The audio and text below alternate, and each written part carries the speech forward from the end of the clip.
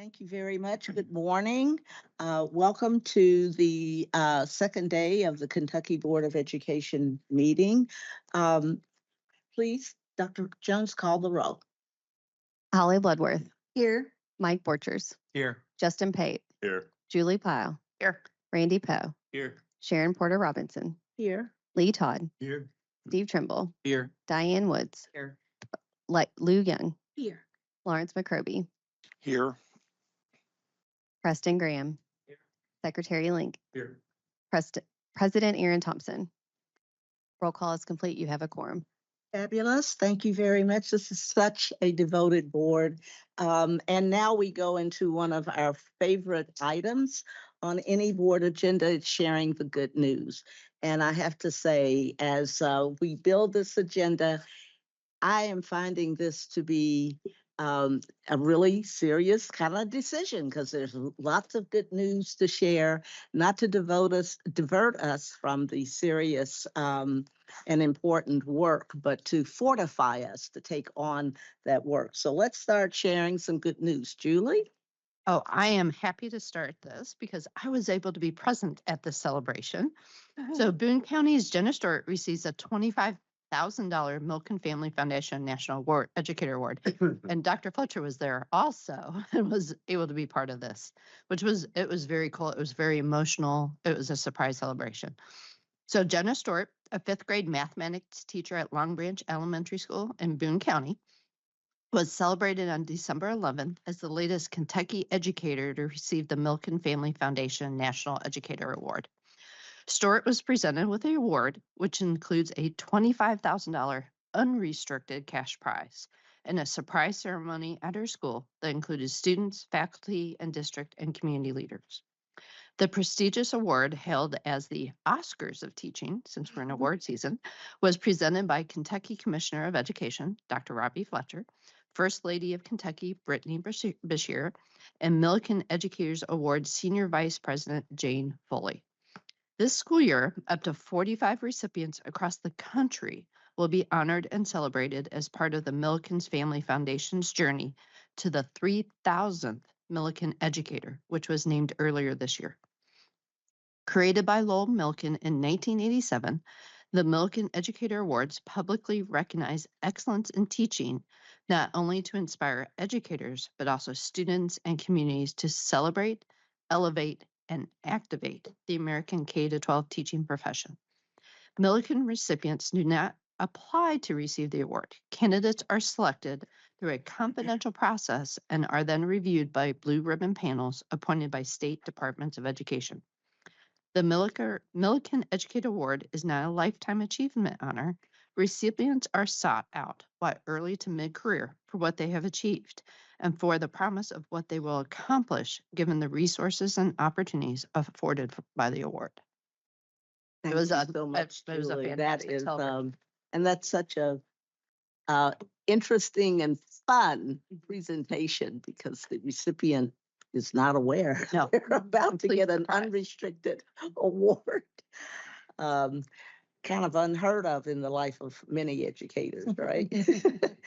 Steve, let us know what's going on in Taylor County. Taylor County.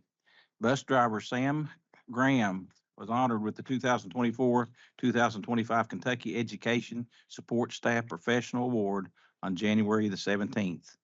Graham has dedicated more than 6 decades of his life to the children of Taylor County schools. Graham was first hired by Taylor County in January of 1964 and has worked for the district in some capacity ever since. Most of his career has been spent in the district's transportation department with roles ranging from driver to transportation director. Currently, Graham runs an afternoon bus run and subs for the morning route whenever he is needed. Graham said he always strived to empathize with the children on his buses over the years. No one knows what the children have seen behind closed doors, so Graham said he gives them a smile, says hello. If they have a problem, he listens to them. Graham has been married for the past 60 years, living a life dedicated to his family and community. He works with his church as a Sunday school superintendent, hosts multiple family reunions each year, and is an involved father, grandfather, and a great-grandfather. As a winner of the KESSP Award, Graham's name has been forwarded to the U.S. Department of Education, for consideration for the National 2025 Recognizing Inspirational School Employees, the RISE Award.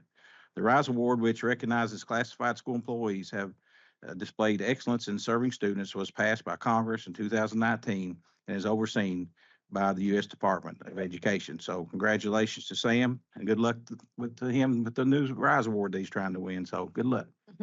And thank you for presenting that really rich illustration of the village of educators, all who engage with the children and the students in the course of their time in our schools are making important contributions. Over 60 years. 60 years, Same that's district. pretty.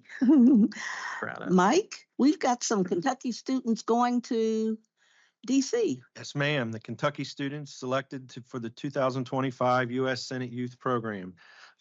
Ashley Nicole Billiter, a senior at DuPont Manual High School in Jefferson County, and Peter Monroe Jefferson, a senior at Henry Clay High School in Fayette County, will join Senator Mitch McConnell and Senator Rand Paul in representing the Kentucky during the 63rd Annual U.S. Senate Youth Program Washington Week to be held March 1st through 8th. Billiter and Jefferson were selected from among the state's top student leaders to be part of the 104 student delegation that will attend meetings and briefings with senators, the president, a justice of the Supreme Court, leaders of the cabinet agencies, and other officials throughout the week. Each delegate will also receive a $10,000 college scholarship for undergraduate studies. The USSYP program, created by Senate Resolution 324 in 1962, is sponsored by the Senate and fully funded by the Hearst Foundations. The program brings the most outstanding high school students from around the nation to Washington, D.C. for an intensive week-long study of the federal government and the people who lead it. Each year, this extremely competitive merit-based program provides 2 outstanding high school students from each state, the District of Columbia, and the Department of Defense education activity, with an intensive week-long study of the federal government and the people who lead it. The Hearst Foundations have fully funded the program since inception. As stipulated, no government funds are utilized. Chosen as alternatives for the 2025 program were Keaton Adida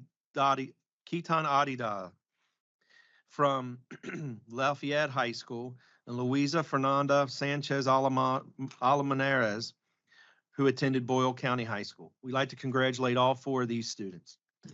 Very good. Lou. Yes, right here at KDE. I'm happy to recognize Robin Hayden, Educational Program Consultant in the Kentucky Department of Education's Division of Innovation. She and her team continue to exemplify her commitment to advancing education in Kentucky through innovative practices. Recently, Hayden showcased her expertise on a national stage alongside state partners from Idaho and Illinois at Exchange 24 in DC, sponsored by XQ and the Carnegie Foundation for the Advancement of Teaching. Exchange 24's purpose is to reimagine high school in the United States, and Hayden is at the forefront of that reimagination as she leads the groundbreaking Algebra 1 math badging pilot here in Kentucky in collaboration with math consultants from the Office of Teaching and Learning. The math badging program is a micro-credentialing pilot in its 3rd year and 2nd cohort of districts, and it is a program designed to empower educators beyond the traditional Algebra 1 curriculum and enhance student engagement in math. Nice follow-up to our Advanced Kentucky conversation yesterday. Robin Hayden's focus on fostering vibrant learning experiences reflects her dedication to the foundations of Kentucky United We Learn and ensuring Kentucky students thrive in dynamic and future-ready classrooms. So she's not here by chance. I think she's the one in the cream colored jacket. Is that Robin? Yes. Okay. All right. Thanks, Steve. Yeah, I'm So- proud that I hired her in Johnson County Schools several years ago. Yeah. So I knew what I was doing, but Steve says to everybody, you're welcome. we're awful proud of Robin. She did good. Excellent. Congratulations to Robin, and we'll make sure we got some innovation and teaching and learning folks here. We'll make sure we pass on our congratulations to her. Absolutely. Artie, congratulations. Thank you. Randy, we got computer science recognition here. I got you. Yeah. Yeah. Okay, thank you. Yes. The 2024 National Computer Science Report highlights some great achievements. It shows Kentucky continues to make progress in bringing computer science opportunities to students and ensuring all students have the chance to participate in these courses. The annual report offers a deep dive into the state of computer science education nationwide, providing a detailed analysis of policy developments, implementations, and student access at national and state levels, focusing on ensuring equitable access for all students. The Kentucky Department of Computer Science and Information Technology Academy program has been instrumental in the Commonwealth's computer science education progress. This program eliminates financial barriers by fully funding student certification opportunities and assessing partners and providing professional development for teachers. Through this initiative, teachers can earn computer science credentials, students can obtain industry certification free of charge, and districts can offer advanced placement computer science exams without budget impact, and schools can showcase student achievement in computer science. The code.org national report also found that in 2024, 76% of public high schools in Kentucky provided foundational computer science courses, with 76% of those high schools residing in rural communities, well above the national average for students of this type. Additionally, 34% of students participating in these courses were female, a gain from the previous years and above the national average. So let's give them. Absolutely.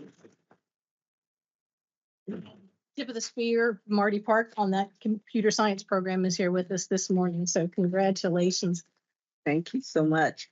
And we could go on in this vein for quite some time. But now we want to turn to another important part of our agenda, which is board sharing.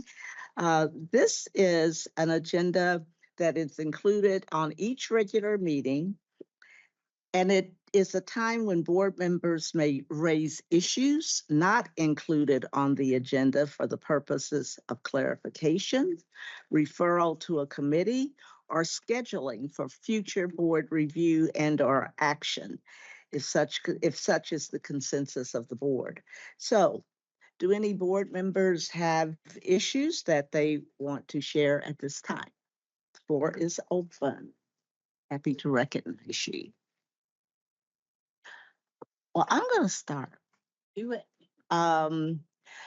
Yesterday, when we were discussing some of the policy issues that are being considered or contemplated or discussed in the halls of the General Assembly, we did mention the role of the site-based decision-making boards and panels. This site-based decision-making has been an important tool and lever for innovation and advocacy. And I think over the time that we have had it in practice in Kentucky, I would suggest that we've seen some mission drift, and site-based councils are engaged to a significant degree in some administrative and managerial matters as well.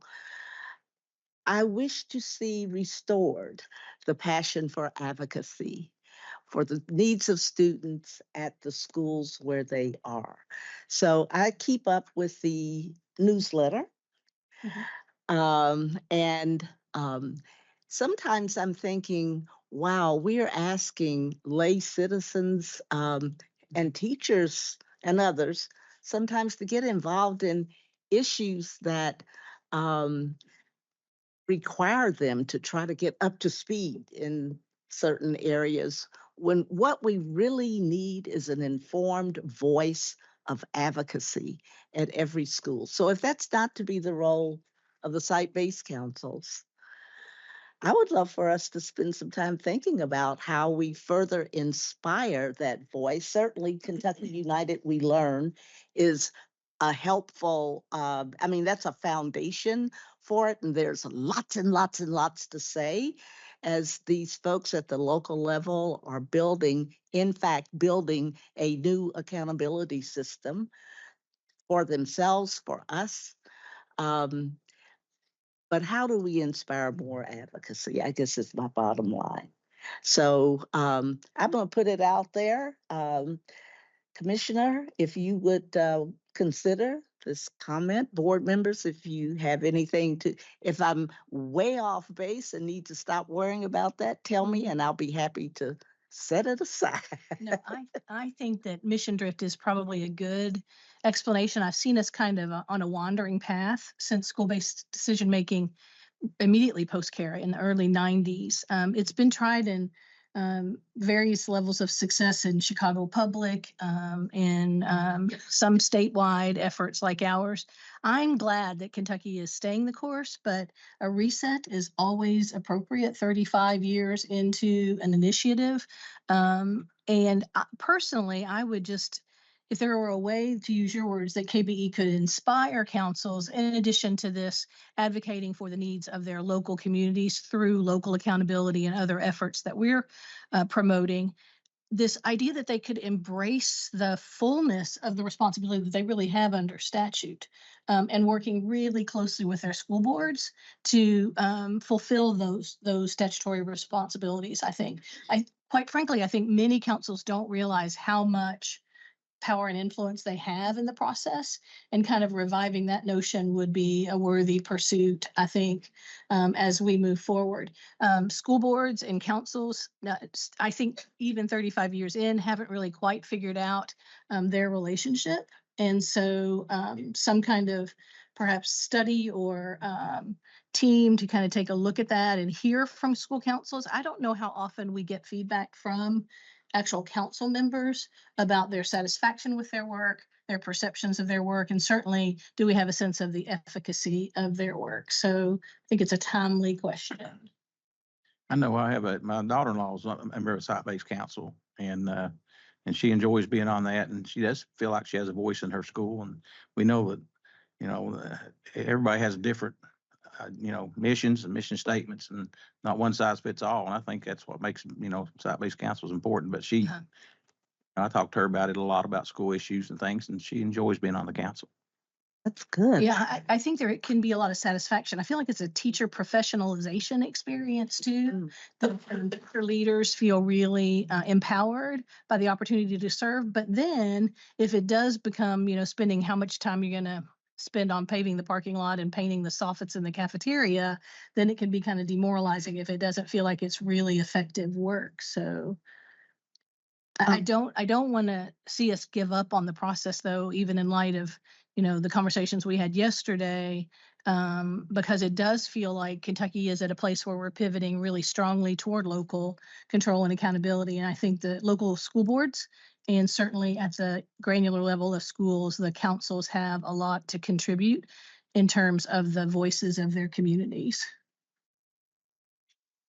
I think there's a treasure here that we just need to make sure we're leveraging it's kind of a stewardship issue. What do we have here? What do we want to keep? And I don't want to, hog the show. So Julie, if you want to contribute to this topic or raise another one, please. I'm going to quickly contribute on this topic, and then I have a couple other things.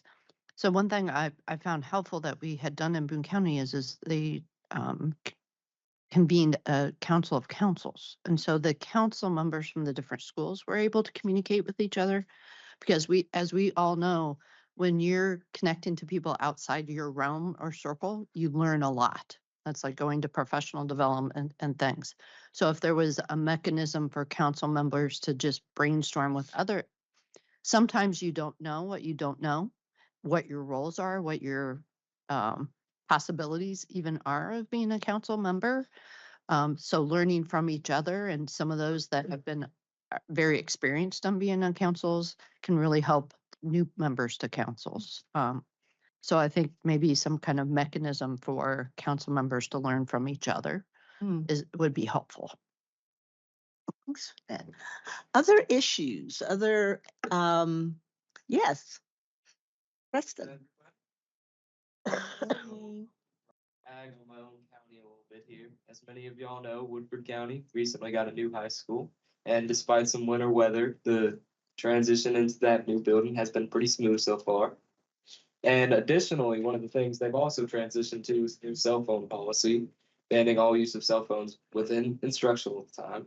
Now, not that we necessarily need to get into a whole cell phone debate during board member sharing, but I just thought I would note that. And despite some minor pushback by students at the start, generally it's been a pretty positive process and pretty good transformation for the school. Good. Good. Appreciate that. If I may ask, if teachers need the students to use their devices in class, that's still an option, right? Okay. Yes, Justin, please. One thing that I think about a lot when we're going through our work as a board is, it may be good at some point in a future meeting to get some presentations on some of our statewide, workforce data, particularly with employment needs. Like, we should probably have at the front of our minds, where are the greatest number of needs? What percentage of jobs in Kentucky require a baccalaureate degree? What percentage of jobs require a 2-year? What requires more than high school but less than a 2-year? What percentage require no? Because I feel like, if we're truly going to undergo work to make the high school experience meaningful for every student, and we need to know what we're aligning their experience to. And I think we tend to stay, way up at a high level of, either college or career, but we never really define what that means. Particularly, college and career are a variety of different preparation needs. So I think about a lot as we're talking about different things and processes, and we're going to be doing this NASB work, looking kind of reimagining high schools. Well, we probably ought to start with a really good foundation of what is there for our students, because the vast majority of them are going to stay in their community. But what are those employment needs, within that region? And I feel like if we had a really good depth of understanding of, what is out there, we get that information a lot as community college presidents. And it really is helpful. That's how we determine our slate of programming. And I think that could help us even in some of this policy level information, just have a good presentation from KY Stats or, some of the work groups that present to us. And we're getting some really good data systems out there. There's a program alignment tool that we use, brand new, and it will show every region, every job, every wage earning potential, much like what we saw yesterday with some of those, Yes. that information I feel like is really something that we need more as a foundational thing and not just as a piece out here on the side. I've just been thinking about that a lot and just want to share that for thought this morning. Appreciate you bringing that up. We will be at a subsequent meeting saying more about the effort that Justin will be helping us navigate here in Kentucky involving the transformation of the high school. And we will be bringing in those various perspectives on the Kentucky team. But I certainly appreciate the observation that we need to start viewing this connection to work and careers, not just as a trinket, but as an integral part of the infrastructure of our policy development and our kind of intellectual understanding of what we're doing here, being enriched by that perspective and knowledge from that perspective. I may, Chair. Other comments? Yes, Thank you. please. A couple comments. First of all, about going back to the school-based, site-based decision making.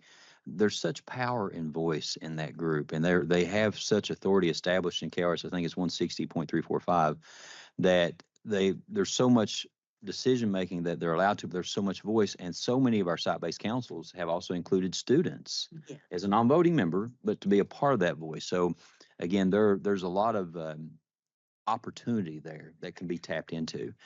Also, Board Member Pate, I think you'll really enjoy part of the commissioner's report here. We have a video that talks a little bit about local accountability and what's going on in one of our districts as it relates to connecting the local district with the workforce. So I think that is as if we talked about this last night. So I think you queued us up really well for a little bit later. So, but absolutely. And that's one of the messages that you're going to hear from so many districts about local accountability is how do we connect with our local workforce needs to make sure that we address those to our local business leaders to address those local workforce needs. Big part of that local accountability piece. And I would just add my thanks to Dr. Pate for stepping up to lead Kentucky's high school transformation team. Kentucky was one of 6 states that were invited to participate because of groundwork that's already been laid across the Commonwealth and a beautiful coalescence around what's happening with Kentucky United We Learn.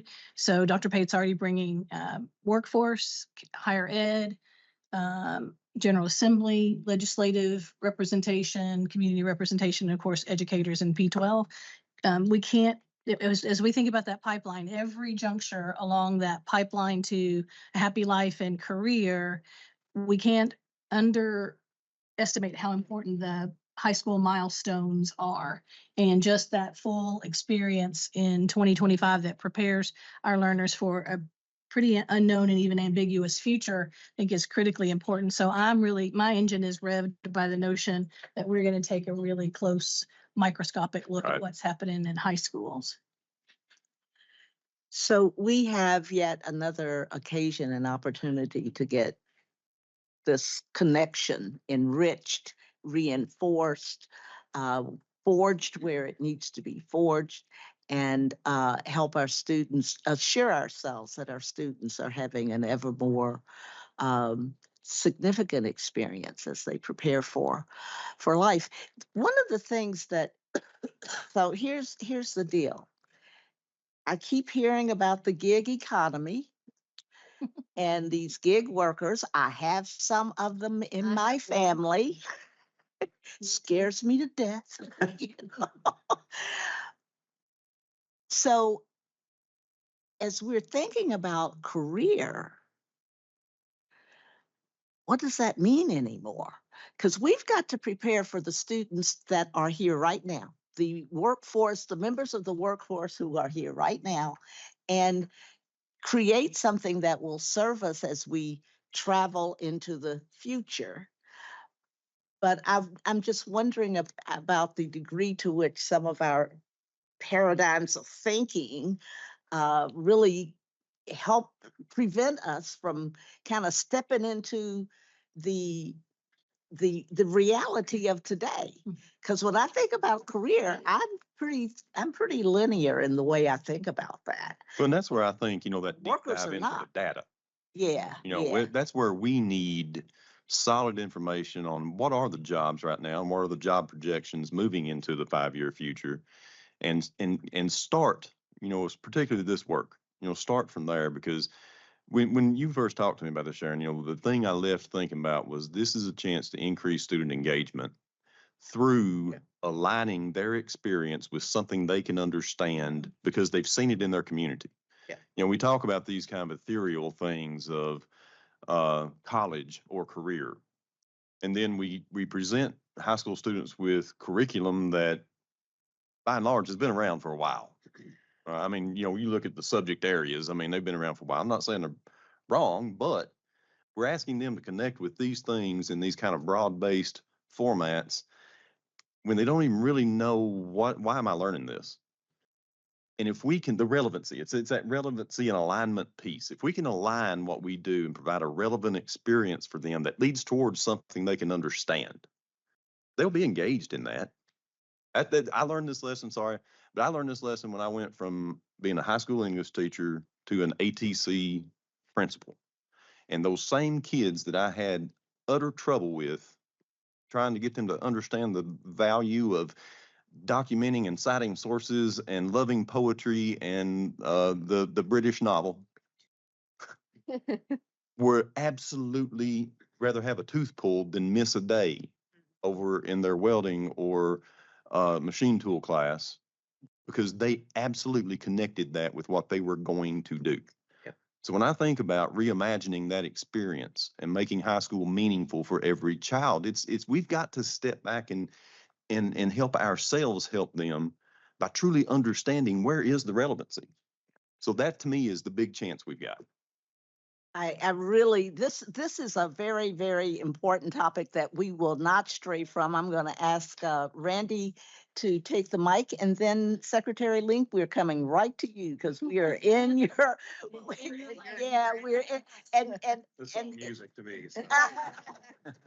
well, we're so happy. Segue right to him. There.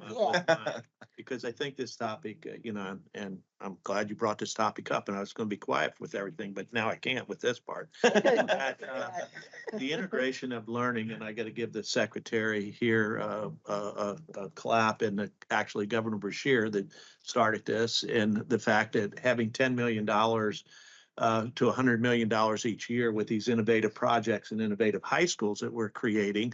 The one thing that I brought up to you all as a lead with Dr. Fletcher is that we should be bringing them in, and we said this last year, but we didn't do it. We should be bringing them in and hearing about what they're doing and really have the deep conversation instead of just the board work of approving things so that we can highlight them and show them as an example, or take our board meetings to their places and highlight them there. Because over the last 2 years, at least, there's 10 to 20 innovative school projects transforming high schools that the governor has signed on out of $100 million budget.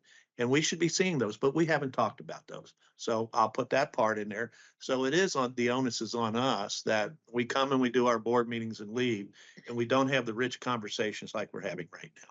So that's my point. Secretary But I want to give him the credit, to Governor Bashir, that we have to keep that up because that's been in his budget and we've had to fight for that several years. But it's a great opportunity to really spearhead what we're talking about. So I'll turn it over to you. Well, thank you, and good morning, members of the board. This is such a relevant conversation from our perspective in the Education and Labor Cabinet. And one of the many gratifying things of my job is I believe that our cabinet should be so closely aligned with the department, because why are we educating and training young people, or anyone for that matter? In my mind, it's to get them into a good career, a fulfilling career where they're happy, they support their families. So I think all of this is that continuum that leads from early childhood all the way through the grave, cradle to grave. So I'll come back to that. I wanted to give an update from the cabinet very quickly. We do have a new commissioner of the Department of Workforce Development. And the reason I bring that up is because Dr. Michael Yoder has been appointed to that position. And Mike comes to us from the Economic Development Cabinet. And I think there again, the collaboration between economic development and workforce is hand in glove. One doesn't function without the other. So having Mike come over, he has a PhD in organizational management, which will be great. And he's been working on workforce initiatives for the Economic Development Cabinet. So that fits in really well. So we're really thrilled to have Mike join us. Like all of us, we're watching the federal government, the Kentucky General Assembly, to see what's going on and how to react to various different things, and perhaps how to get out in front of some things as best we can. But I think we're all working on that. In the area of unemployment insurance, you've heard before, we have a significant project to replace a 40-year-old unemployment insurance system that is moving along very well, right on schedule, right on budget. And Deloitte Consulting is working with our unemployment insurance staff and our IT staff to bring that to fruition. And we hope to implement one component of that late this year, early next year, with full implementation scheduled for early 2028. And I'm encouraging them as much as I can to try to make that late 2027 or as early as possible. Certainly, I've had a lot of meetings lately to talk about childcare issues. Of course, the governor has put forward universal pre-K, and there are multiple terms, it seems, for this area. Some call it universal pre-K, some call it early child care, things like that. But from the workforce perspective, childcare is so important because it allows a parent or parents to go to work. If people don't have a good and safe place for their child, they can't leave the house and go to work. So I look at it more from a workforce perspective. Obviously, there's certainly an educational component, a major educational component, but I think there's also a significant workforce component when we talk about childcare. I've mentioned to the board before about SWAT, the statewide workforce and talent team. We're 2 years into that effort now. And in December, we held a statewide convening in Lexington, had more than 300 people attend from across the Commonwealth, from workforce development professionals to economic development to chambers of commerce and business leaders who attended that. The governor did speak at that. And he also mentioned the statewide workforce and talent team in his State of the Commonwealth address just recently. One of the most interesting things to me and perhaps gratifying things is we had Deloitte Consulting and Ernst & Young come and speak at this convening. And both of them talked about, through their national lens, nobody is doing what Kentucky's doing by bringing together education, employers, chambers of commerce, workforce development professionals, economic development. Bringing that collaborative approach is, they're not seeing it on the scale Kentucky's doing. There are bits and pieces perhaps, but Kentucky has a more comprehensive approach to this. So I was really glad to hear that. And I also sit on the Southern Regional Education Board with 16 other states. And we talk about, I'm on the workforce committee and we talk about this, and I sit and be quiet a whole lot because I hear what other states are doing and I'm like, yes, we're doing that. Yes, we're doing that. Yes, we're doing that. Yes, we're doing that. And they're just starting some of these things. So why can't Kentucky be a leader in this area?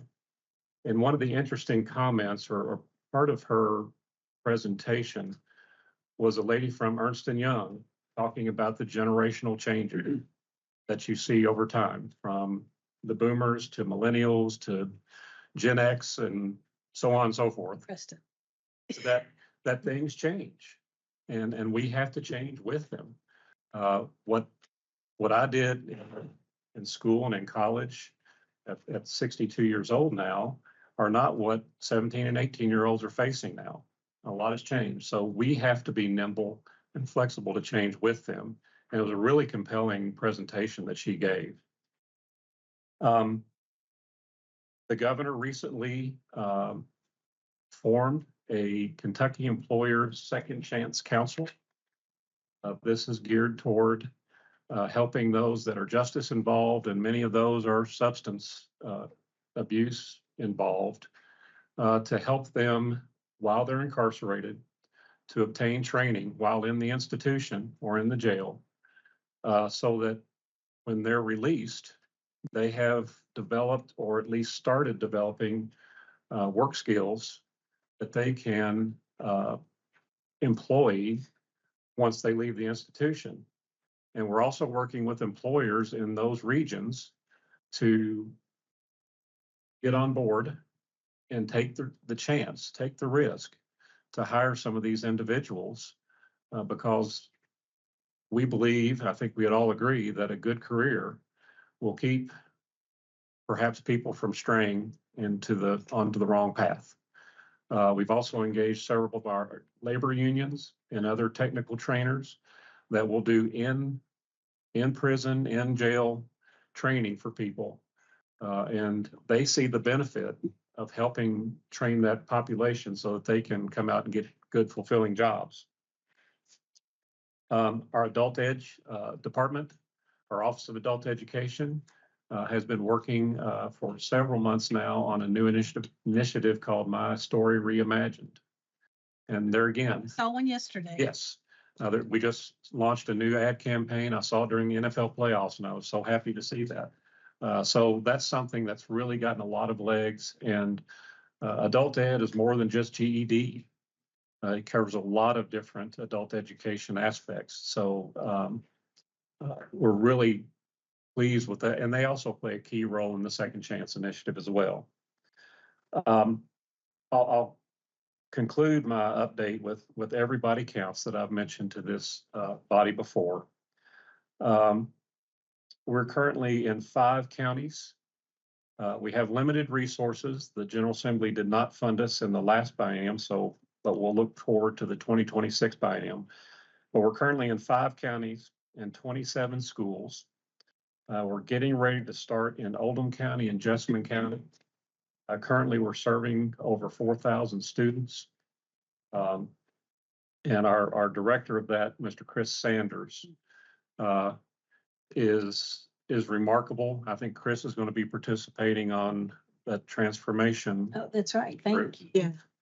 And we have, because of the lack of funding, we have been working with our vocational rehabilitation office to use what is called pre-employment transition services, pre-ETS dollars that can serve. We can use those funds for students with a 504 plan or an individualized education plan that they're eligible for these dollars to help with their training in high school, making them career ready. So that is, we're looking at every innovative way we can, working with Cabinet for Health and Family Services, anywhere we can find workforce related resources. Again, that collaborative approach, breaking down the silos and working together for the common goal. And lastly, I would say that as time allows, with subsequent board meetings, if there is anything in the Education and Labor Cabinet, everybody counts, adult education, KY stats. We have 19 agencies in our cabinet and almost 2,000 employees. If there would be an interest in a presentation about what's going on and how it relates to the work of the board, we would be more than happy to come give a 10 or 15-minute presentation to kind of better inform the board what's going on with our cabinet. So with that, Madam Chair, I'll conclude my comments and happy to take any questions. Thank you so much, Secretary Link. Julie? So I invited Chris to come up and speak to the Rotary Club of Florence, Yes. and he did a fantastic job. You're right, he is an energizer, but He's a shy and introverted person. yes, yeah. So if anybody's interested, that presentation that he gave is on the Rotary's YouTube channel if you want to watch it or just listen to it. But fantastic program, doing great work and great results. Thank you. Pass that along. Lou, did you have a comment? I didn't. Dr. Powell? I saw a hand over here. I do want to thank you, Secretary Link, always for your dedicated participation as a member of this board and for contributing that understanding of the link. And we feel confident that we can certainly call on you. The programs that you update us regarding are always fascinating, and it seems like it's like we've got a ball rolling here. I'm looking forward to further enriched connections as we get into the high school transformation work. Yes. I got a Dr. couple Todd. of quick comments. I think talking about getting data and being able to put the proper opportunities in front of the students is important. I've had 2 meetings with Secretary Link and Secretary Noel of the Economic Development Cabinet, and a couple of things. I had 2 companies. One company had 5 engineers and 40 employees that had 2-year certificates. I wouldn't hire anybody unless they'd gone that far in education. And we made picture tubes for flight simulators like UPS uses. And we had 95% of the worldwide business for those big $10 million simulators around the world. The other company, I had 52 engineers and computer scientists. And after we had our conversation once, Secretary Noel mentioned that there were some companies that we'd like to see come to Kentucky, but we don't make the list because they're not sure they can find an engineering talent base here to be able to attract it. if you look at the first company I mentioned, 5 engineers and 40 other employees. And that's typically the number that rotates out in Silicon Valley or wherever. If you have an engineer, you generally have 10 other employees for that company. So I went back through these 52 people that came to work for me back in 1981, 82. You couldn't attract anybody to come to Kentucky and do high tech in those days. Of those 52, 37 were UK graduates. 28 of them came to work without having a day's worth of labor of employment before, straight out of school. Of those 28, there are now at least 15 of those who are retiring after 33 years of experience from IBM, because IBM bought that company in 1990. They offered a 3-year retention package to 2/3 of the engineers we had because they didn't want to lose anybody. That's all in Lexington. And that company developed teleconferencing systems and developed the protocol for transmitting images, on the internet along with Intel. And the thing that is important to a lot of these companies, if they come here, well, 10% of my 52 came back to Kentucky once they had a good job. They were students that had left the state because they couldn't find a competitive job, but they came back. And that's where I got my management talent. But we need to dispel the fact that we can't provide the workers for every size company wants to come in. Because a lot of the companies that will come will have a lot more, they have a need for that core of engineers to solve problems and so forth. So as I go through the data, I went through the database. Well, Preston made a comment last night that I thought was interesting. I said, "What are you going to do?" He said, "I think I'll become a chemical engineer." I said, "Well, how'd you decide that?" He said, "Well, I like chemistry. And the difference between being a chemist and being a chemical engineer is $50,000. And so there's a motivational factor there. And I think as we go through, we've got to give some examples. I'm gathering 3 or 4 other companies that have a lot of high-end talent, because these folks, when IBM bought DataBeam, they said, "What's your turnover ratio for your engineers?" I said, "What do you mean? How many engineers do you lose every year divided by your total number of engineers?" I said, "I think I've lost three engineers in 20 years. And they want to be here and they'll stay here." So I think getting the data and trying to find the motivational pitch. I was thrilled to hear that we're getting algebra back in the 8th grade now, because if you don't do that, you short circuit your career. And the powerful kids that I see downstairs when we visit these CTEs are the ones who do the CTE, but also take the AP classes. I mean, that's a phenomenal background. They come out work ready. And so we're doing an awful lot of good things, and we're bringing companies here. But there are ones that don't even look at us. I want to make sure we get a shot at them too, try to prove that we can do it. I mean, those kids that came straight out of school and became professionals and lasted through the whole hierarchy of IBM for 33 years, that's an impressive group. They're all native Kentuckians. So there's a good story we've got to tell. And it can be done. I mean, if we focus and dedicate our efforts to making it happen. Thank you for that, Dr. Todd. Yes. One last thing, Secretary Link. I'd like to thank the commissioner for taking time out of his, what I can only assume is an unbelievably busy schedule, to have lunch with me periodically just to talk and catch up. And that's part of the relationship I want to have with the department. From what I hear tell, he likes it too. So glad to know you. And that relationship away from the table is where magic can happen sometimes. So thank you. President Thompson is going to, has presented his report in the portal. So he will not be making it in person, presented it in person, but I encourage you to reference that report. And if you will, we'll go to the commissioner's report. Sure, absolutely. We could go ahead and pull up the slides, please.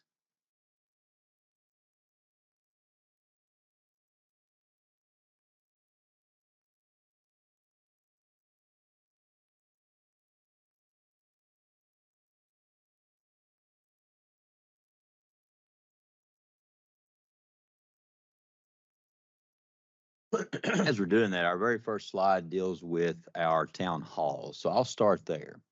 When we're going through our town halls, we're pushing the all-in Kentucky mantra of vibrant learning. And let me refresh a little bit. The Kentucky and I Would Learn mantra of 3 main ideas. The vision of this board talks about empowered learning, empowered learners, but also to students that are engaged citizens that are prepared to fill a life with purpose.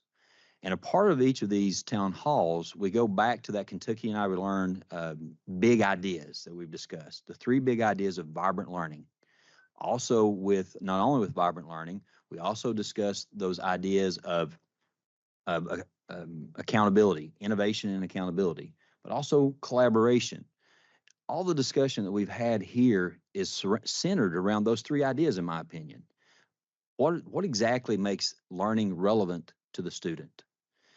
As you can see on the pictures here, we have Dr. Stafford and I and so many of others in our staff that take part in these town halls to talk about accountability, but we really go through a practice of discussing vibrant learning. Then also to having local communities, local school districts. As a matter of fact, Rowan County, we'll talk a little bit later. Rowan County was one of those school districts to present about their journey with local accountability and vibrant learning. So if you look on the next slide, the most powerful part of this is not exactly my talking about what's going on, my talking about vibrant learning. It's what our districts are sharing. And there's 2 videos. I want to take, if you wouldn't mind, some time that I think that beautifully give examples of what we're seeing at these town halls. So if we could start with the Greenup County School of Innovation, and again, you'll see vibrant learning, you'll see collaboration. Have a big announcement for the families in Greenup County. We are so excited to announce the Greenup County School of Innovation is our way of going all in on the things we believe in the most: relationships, creativity, and students having a voice. We believe it because we see it. over the past few years, we've been doing things differently. We started asking teachers what they could do to get kids hands-on and excited. And man, they delivered. Magical moments started happening. Students became excited for school when they were able to apply their knowledge to the real world, thanks to classes like STEM classes, where students are designing and bringing their ideas to life.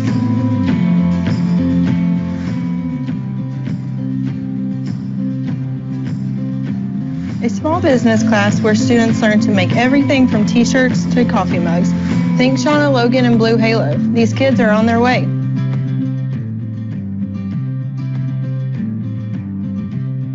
We've brought back shop class, and we've gone from making simple picture frames to building entire houses. We're the only school in the country to build every wall for an entire house. So far, we've done 5 Habitat for Humanity homes, helping local families in need. Welcome to agriculture class, where our students grow fresh produce that we donate to Meals on Wheels. And fresh eggs we use for cooking class. We love what's happening. Students are happier, so we're doubling down. We'll be the home for students in preschool through 8th grade who get to be hands-on and creative every day.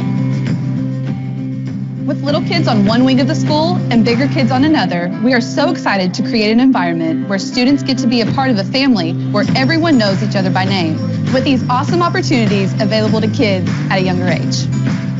We're making a great thing even better, and we're excited to open our doors to students and families who want this experience too. The Greenup County School of Innovation, coming August 2025. We believe in innovation. And we believe in GC.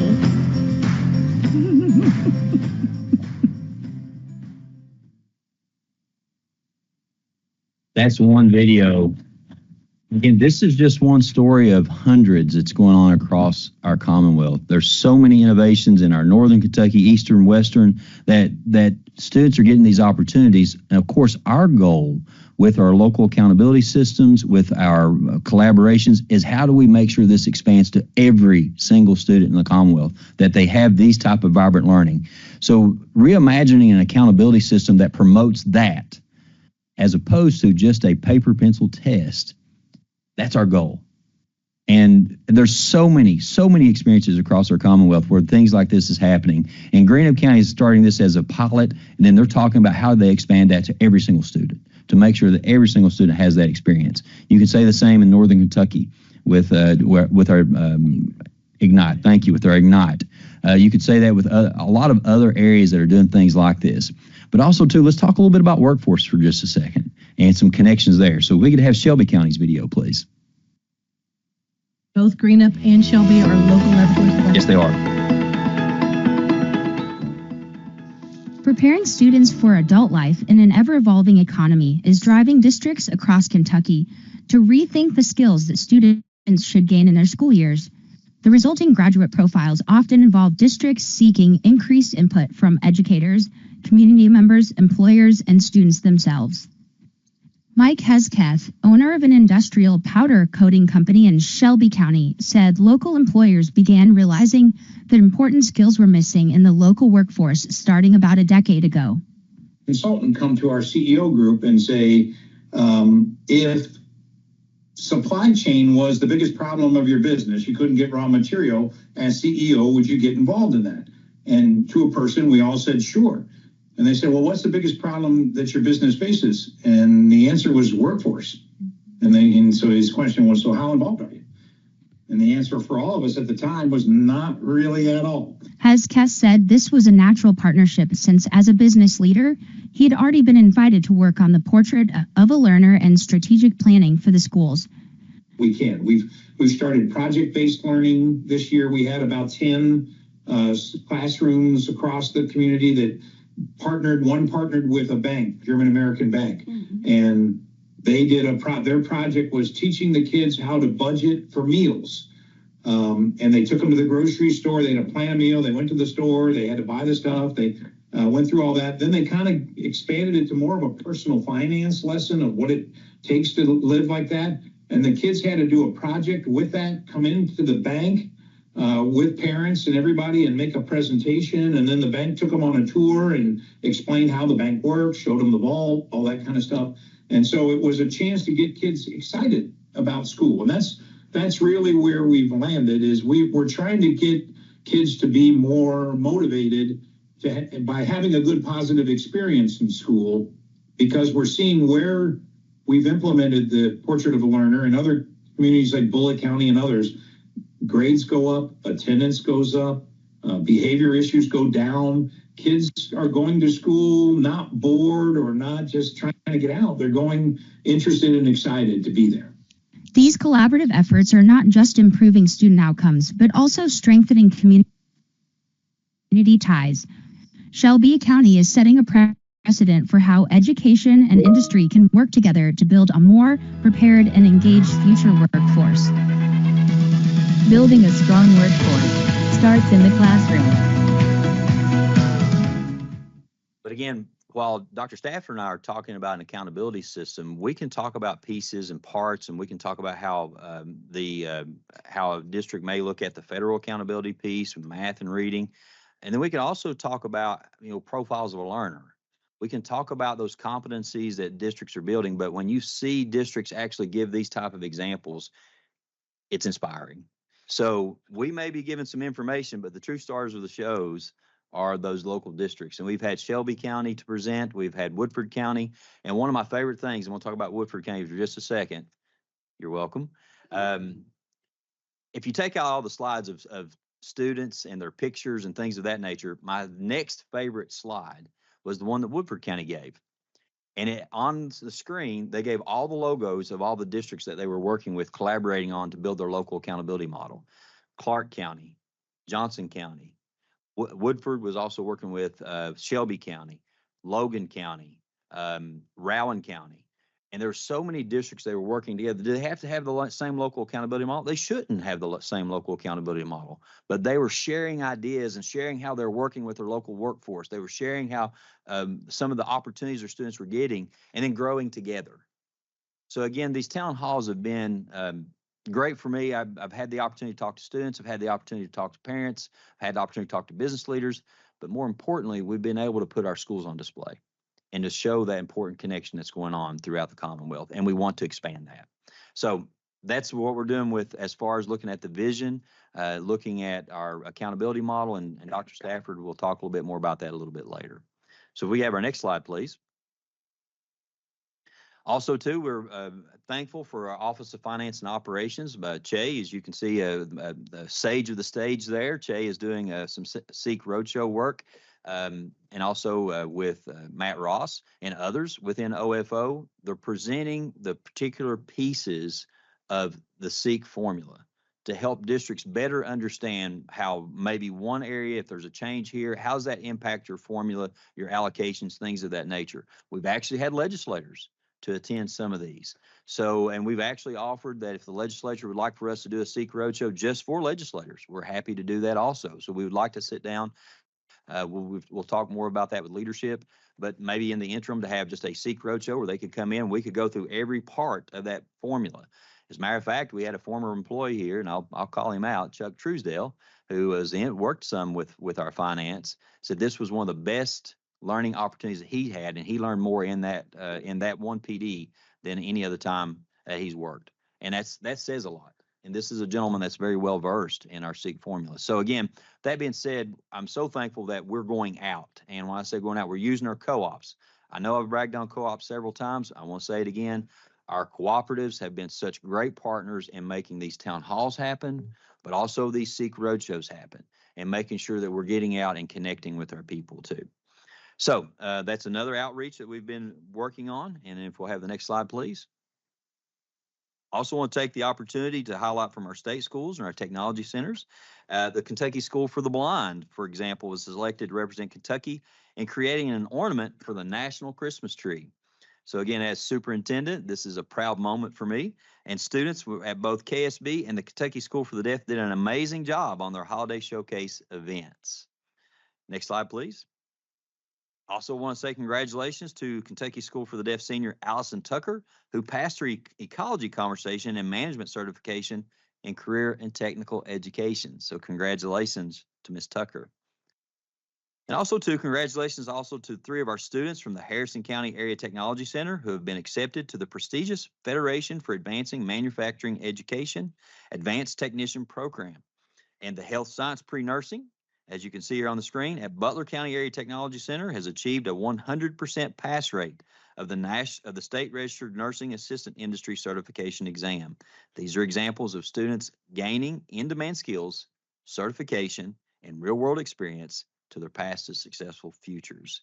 So again, congratulations to our students that are participating in our ATCs, our KSD and KSB. And the last thing I want to close with, we talk a lot about our profile learner and the work that's going on with our defenses of learning.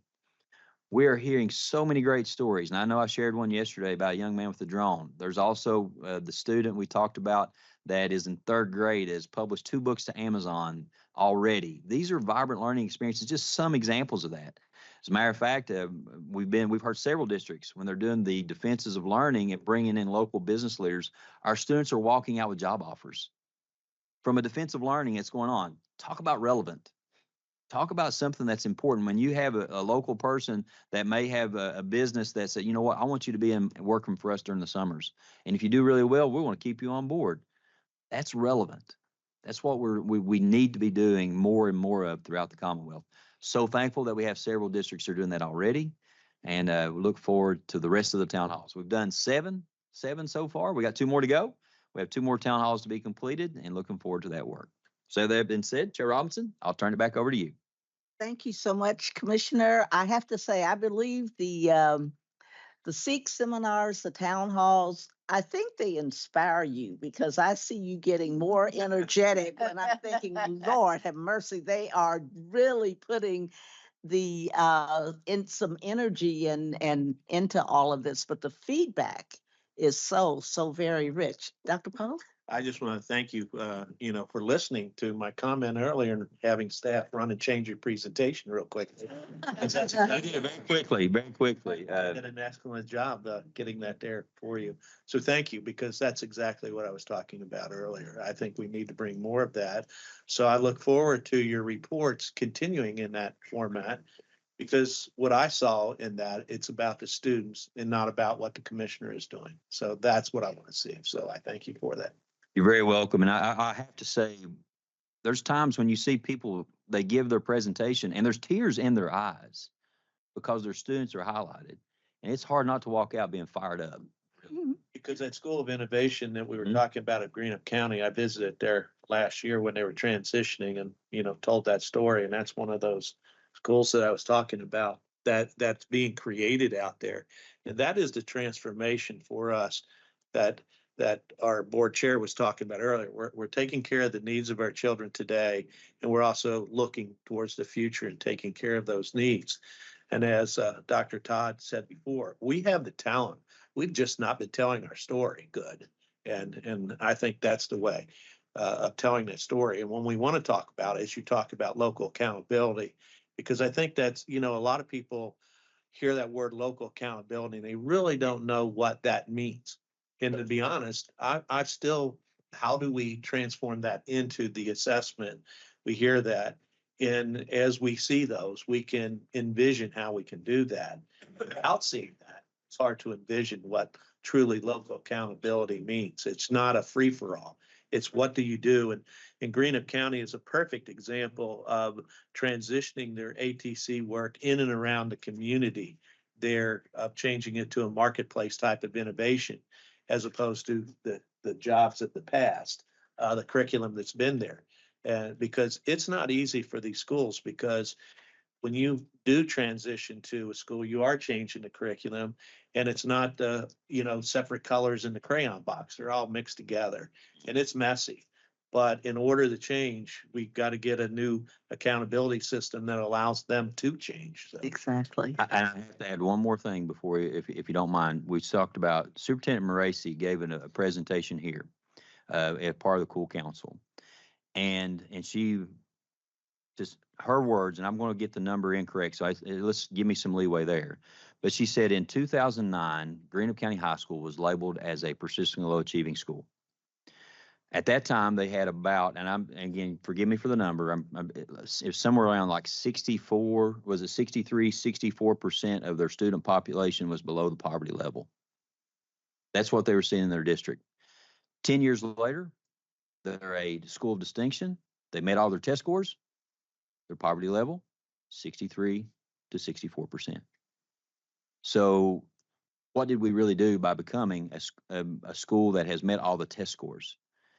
And she said, now that's data that drives change.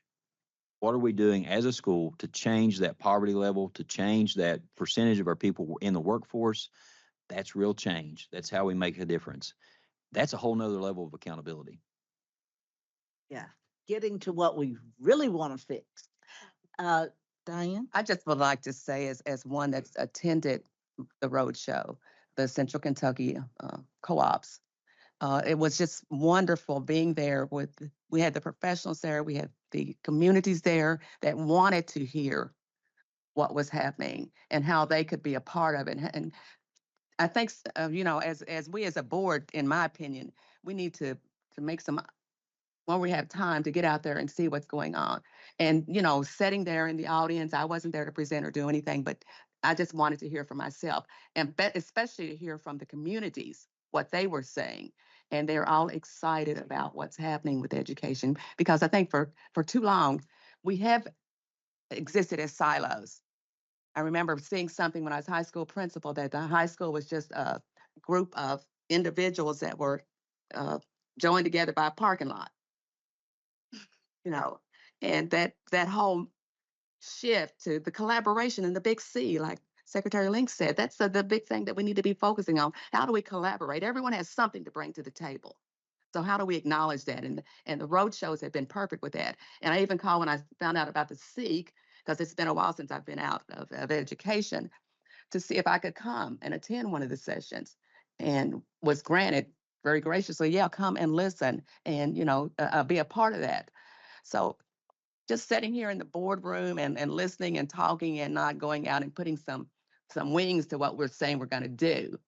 We're going to be right in the same place we are. So I just wanted to say that, and to thank the commissioner for being always very willing to say, okay, yeah, come on. come on if you like.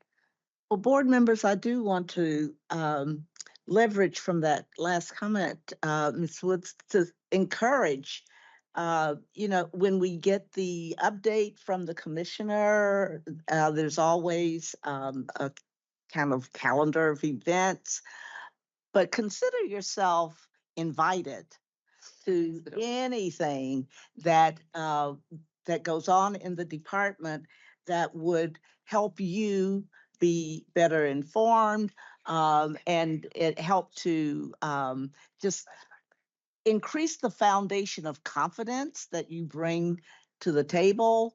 And because I tell you that we got a lot of talent at this table, and there's no telling where the forum in which an idea will occur, and we make our contribution in various ways. And it's good for folks to see us working out there on these projects, and not just around the table, if you will. So.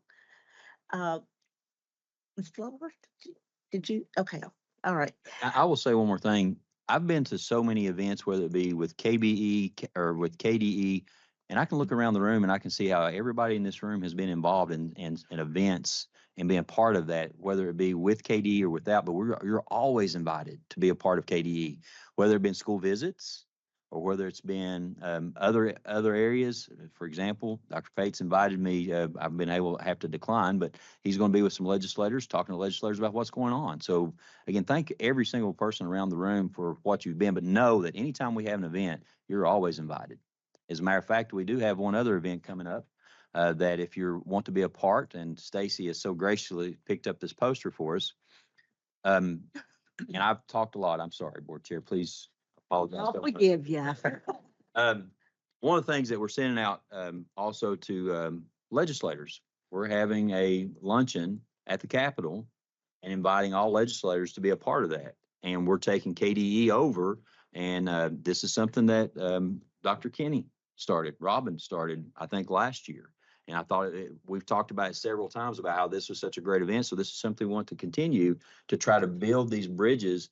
And two, as a matter of fact, Brian and I have had several times where we just stop and eat lunch in the Capitol, in the annex, just to have those conversations. So again, building those bridges, if you're available on February 11th from 11 to 1, you'd like to attend, we'll be there with legislators, feeding them and going from there. So again, trying to be out, be visible, and make those connections. Mm-hmm.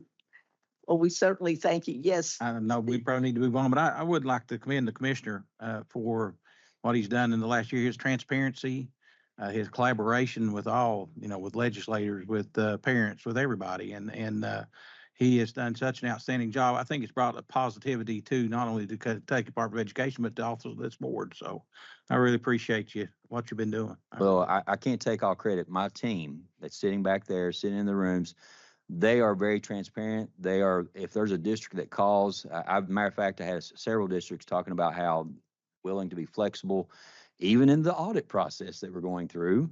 The audit team has talked about how flexible that the members here have been. So when I'm not visible, somebody on the team is visible. So I want to take the opportunity to thank our department for the work that they're doing. Thank you for that. I do hear from superintendents that they got a real quick turnaround in all areas right now. So I commend the department too. They're doing a good job. I think leadership helps there too. So appreciate it. Well, and now we have to prepare to go forward by turning our attention to the 26-28 biannual budget request process. So we'll ask Matt Ross and Karen Worth to come to the table and set us up for an important discussion about budget priorities. It is past time. We've already been thinking about it. Now we need to get the board engaged in the deliberative process. That's right. So thank you. Just to begin, if to piggyback off of what's been said, if there's anything that my office, Finance and Operations, Budget, Seek, just general facilities operations, anything you ever want to talk about, you just reach out, please. We're always glad to help where we can. So we've been talking a lot about the future today. So we're going to try to continue that theme as we're in the midst of the 25 general session of the General Assembly. We're going to look forward to the 26th and the budget. That will be a budget session. So during this year, we will work towards building that budget request, and that is our budget is sort of our values document. It is, I mean, nowhere else do we express, or it's one of the major ways we express our values and our needs and our wants for education into the future. So there are lots of pieces and parts to it. It's different than the way school districts budget. It's different than probably the way you budget at home. So we're going to go through it and talk about the pieces and parts, and sort of then we'll get to a part where we start talking about the future, the additional budget requests, the new stuff, the new efforts and initiatives as we go forward, and then we will have representatives from the offices that are going to bring those ABRs to you to sort of talk about that. So we'll introduce the budget, go through the parts. If there are anything that you want us to stop and talk about, you have questions, we are using terms that aren't familiar, please stop us. And then we'll get to the ABRs. We're introducing ABRs a little bit earlier. We're going to just take a few each meeting so that you can hear everybody's office's thoughts on their ABRs. And then at some point, we will ask you to sort of rank those and prioritize those, and that will be reflected in our ultimate budget submission. The timeline has sort of been accelerated for one by statute. They moved up the date we have to submit our budget to October 1, used to be November 1. And then we've also heard some indications from the House that they may pursue a different budgeting sort of format this year. So we're trying to be responsive, give you all the time to hear those ABRs, ask questions, get information, bring that to you, so that you have as much time as we can give you. So please feel free to stop us, ask questions, and just let us generally know what you need. So with that, I've got Karen Worth here with me, our budget director at KDE, who's absolutely fantastic, and she's going to start to walk us through. Thank you, Matt. So Matt covered a lot of what we're going to talk about today. So I'm going to get more in the weeds. And I do know that we have new board members, and we definitely want to give the amount of time needed to explain this budget request process, because it is a very, very important process, as Matt had said. We do submit our budget request. All state agencies do on a 2-year basis, 2-year biennial basis. We submit the request in the odd year, and then the even year session is the budget session, and that is where that budget request is taken into consideration by the General Assembly. And again, as Matt mentioned, we do have to have that submitted by October 1st. So it ends up being 2 4-inch binders of a lot of pieces of paper. There's a lot of pieces and parts that go into the budget request. So KDE's budget, just like other state agencies, begins as a baseline budget. We have a baseline budget submission. Those are the things that we already receive funding for. Current activities, current services, current programs. So we start at a base, and then we build on that base.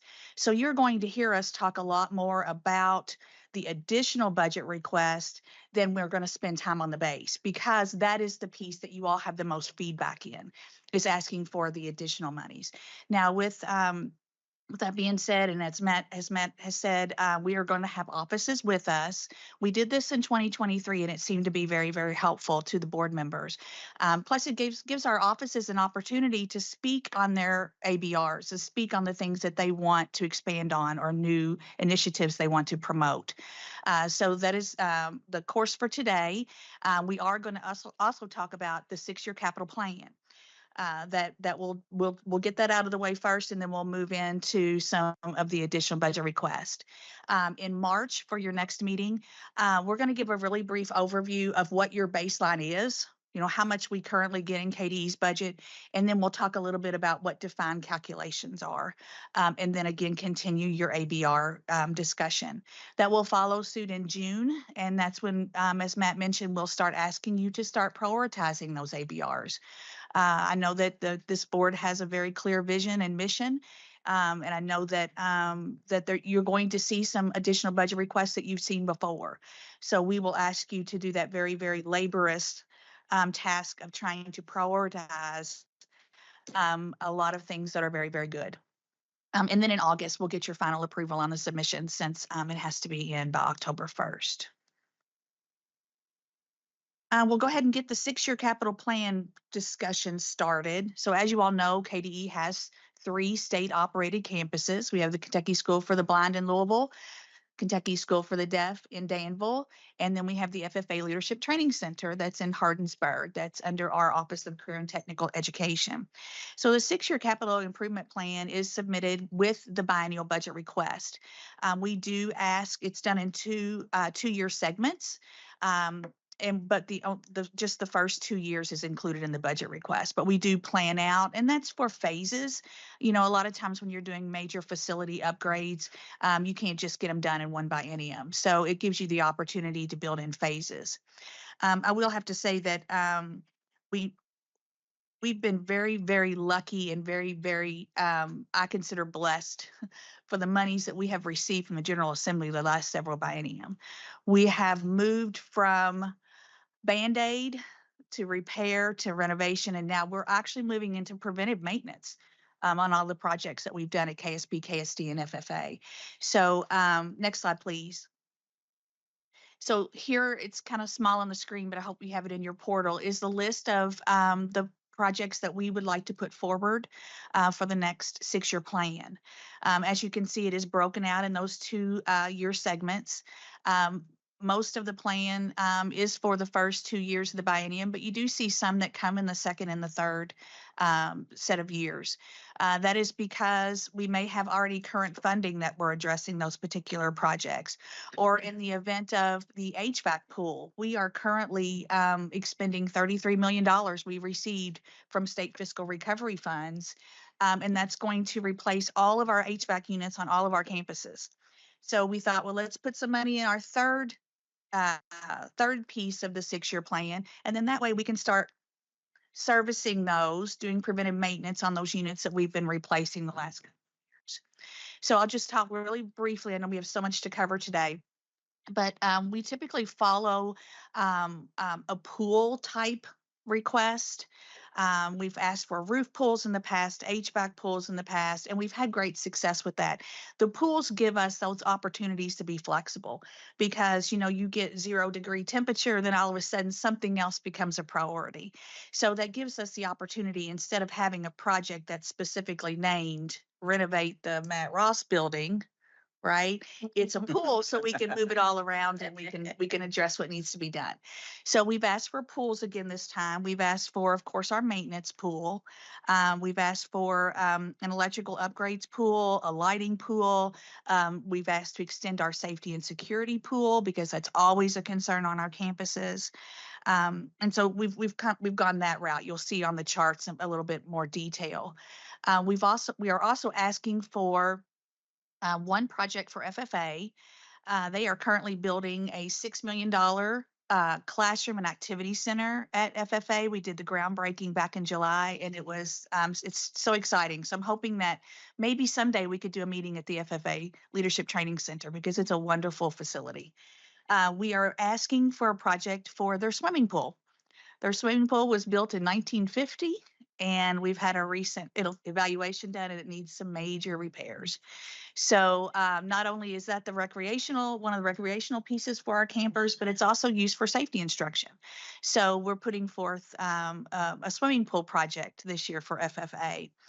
You're also going to see the last project is a little bit different. This is kind of taking us into the next phase of not having to fix something per se, but thinking about how do we enhance our campuses to make them more appealing to students and parents.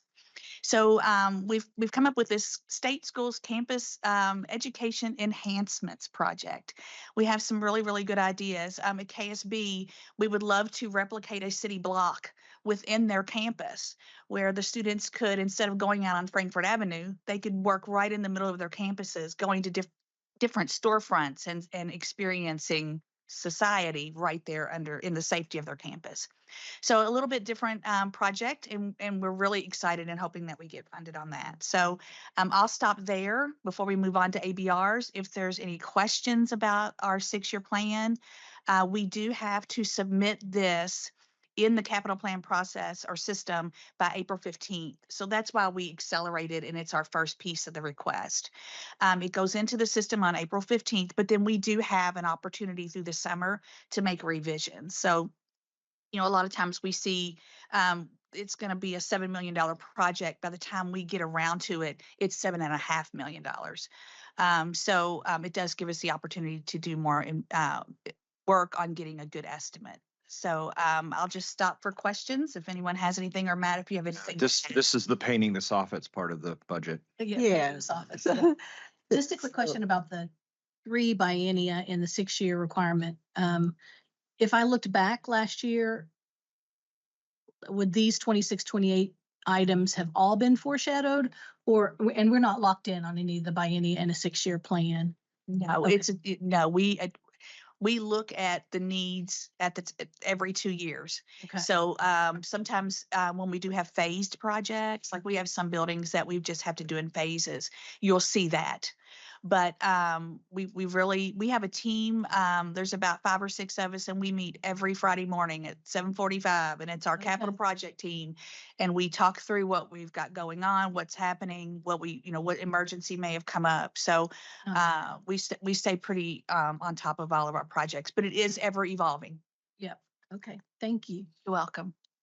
Well, and I'm happy to see that we're taking the time to be aware of the capital development efforts that are needed within our Kentucky schools. So any other questions regarding the 6-year capital plan? Thank you so much. A rented facility. We don't spend any of our capital funds here. Okay. That's right. Okay. Seeing no questions, I'll move on. Go to ABRs. ABRs. So this is our additional budget request, or ABRs, that you'll hear us say a million times in the next several months. So ABRs are the mechanism that we have as a state agency to ask for money over and above what our baseline is. So there are different types of ABRs. You can have a growth ABR where you have an existing funded program, but there's been so much involvement or so much enthusiasm about that program. You have so much more enrollment than you had expected. You may need more funding. There's also what's just a brand new one. You have a new idea and you want to ask for money for it. And then there's one that's called the Fund Source Replacement ABR. That's one if you've received, let's say we receive a restricted private grant for something, and it's work that once the money runs out, we want to keep doing it. So we can ask for an ABR to continue a fund replacement. So those are just the types of ABRs. We, being my team, will determine the type, because it just has to be coded a certain way in the actual budget request process that we use. Okay, so I'm going to turn it over now to our offices, and we'll welcome our first office to the table. Associate Commissioner David Couch is here with us, of course, with the Office of Education Technology. And David's going to share some information about the ABR that his office has submitted.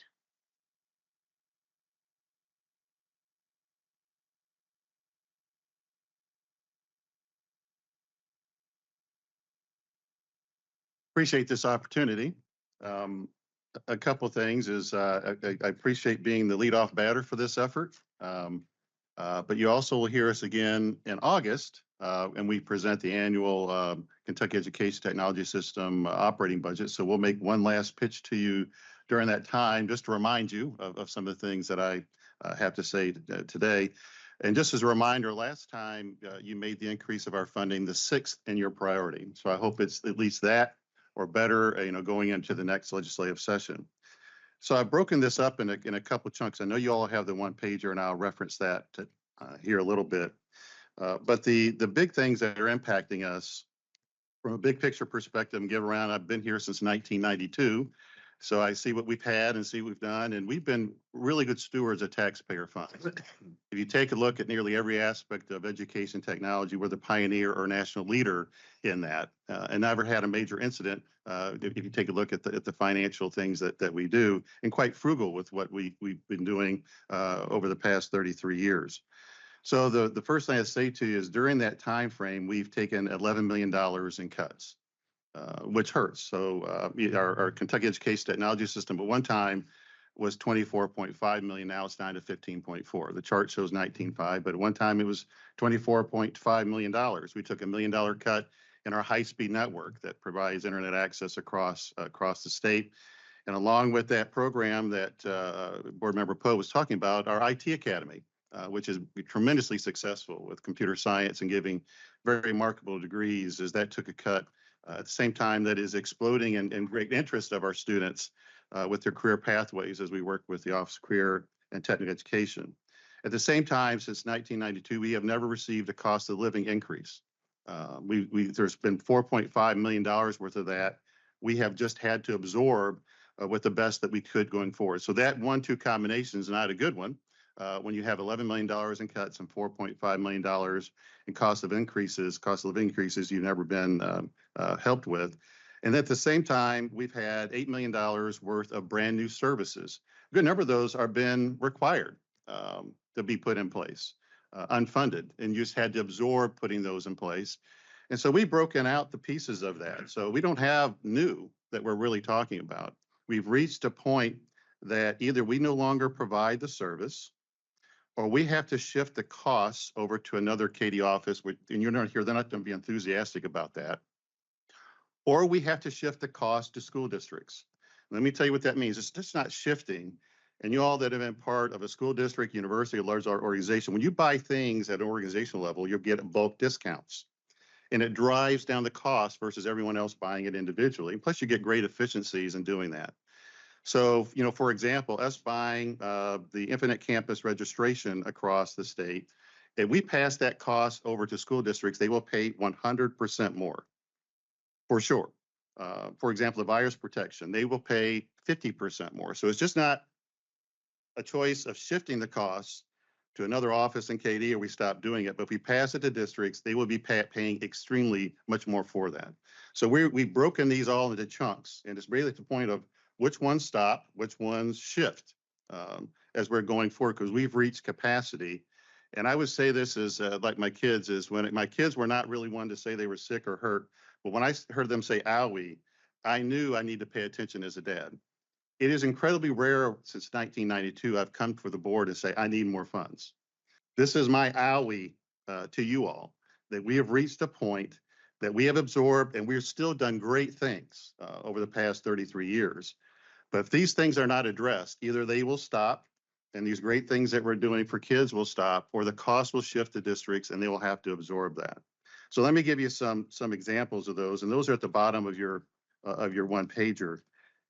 For example, Infinite Campus, the accumulator. You've heard the term Kentucky Stats talked about a little bit. This data feeds into Kentucky Stats. It feeds into calculating the money that we send to districts because we have average daily attendance. The accumulator is one of the things that touches every KD office and everything we do in the state. And it was an additional $1.5 million we never got the funding for, that we've just absorbed, that we've reached a point can no longer absorb it. Munis has never got a cost of living increase. Our financial management system, every district does that. I'm very proud to say Kentucky was the first state to have a standardized financial management system across the state. The efficiencies and the cost savings of that are tremendous, but we've never received a cost of living increase, and there have been cost of living increases since then.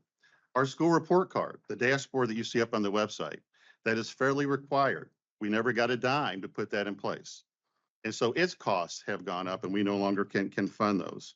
The IT certifications is a good one. That cost got cut. Those are very marketable certifications. My background, obviously, in computer science and technology. Those are certifications for students how to create things, program things, network security, network design, incredibly marketable things while they're high school students and beyond, because they're industry certified certifications that we work very closely with other organizations on. I mentioned online registration. The other key component of that is cut is e-transcripts. E-transcripts is something that helps all students take their transcript they have in Infinite Campus, send it to a university, and quickly get feedback from them, am I accepted or not? We digitize that. A great experience for students, plus the students don't have to pay for that. Previously, they had to pay for that. But at some point, someone else has to pay that cost. One of our partners in paying for that dropped out. The costs have increased. So either we stop that or someone else has to help us pay for that going forward. I mentioned virus protection.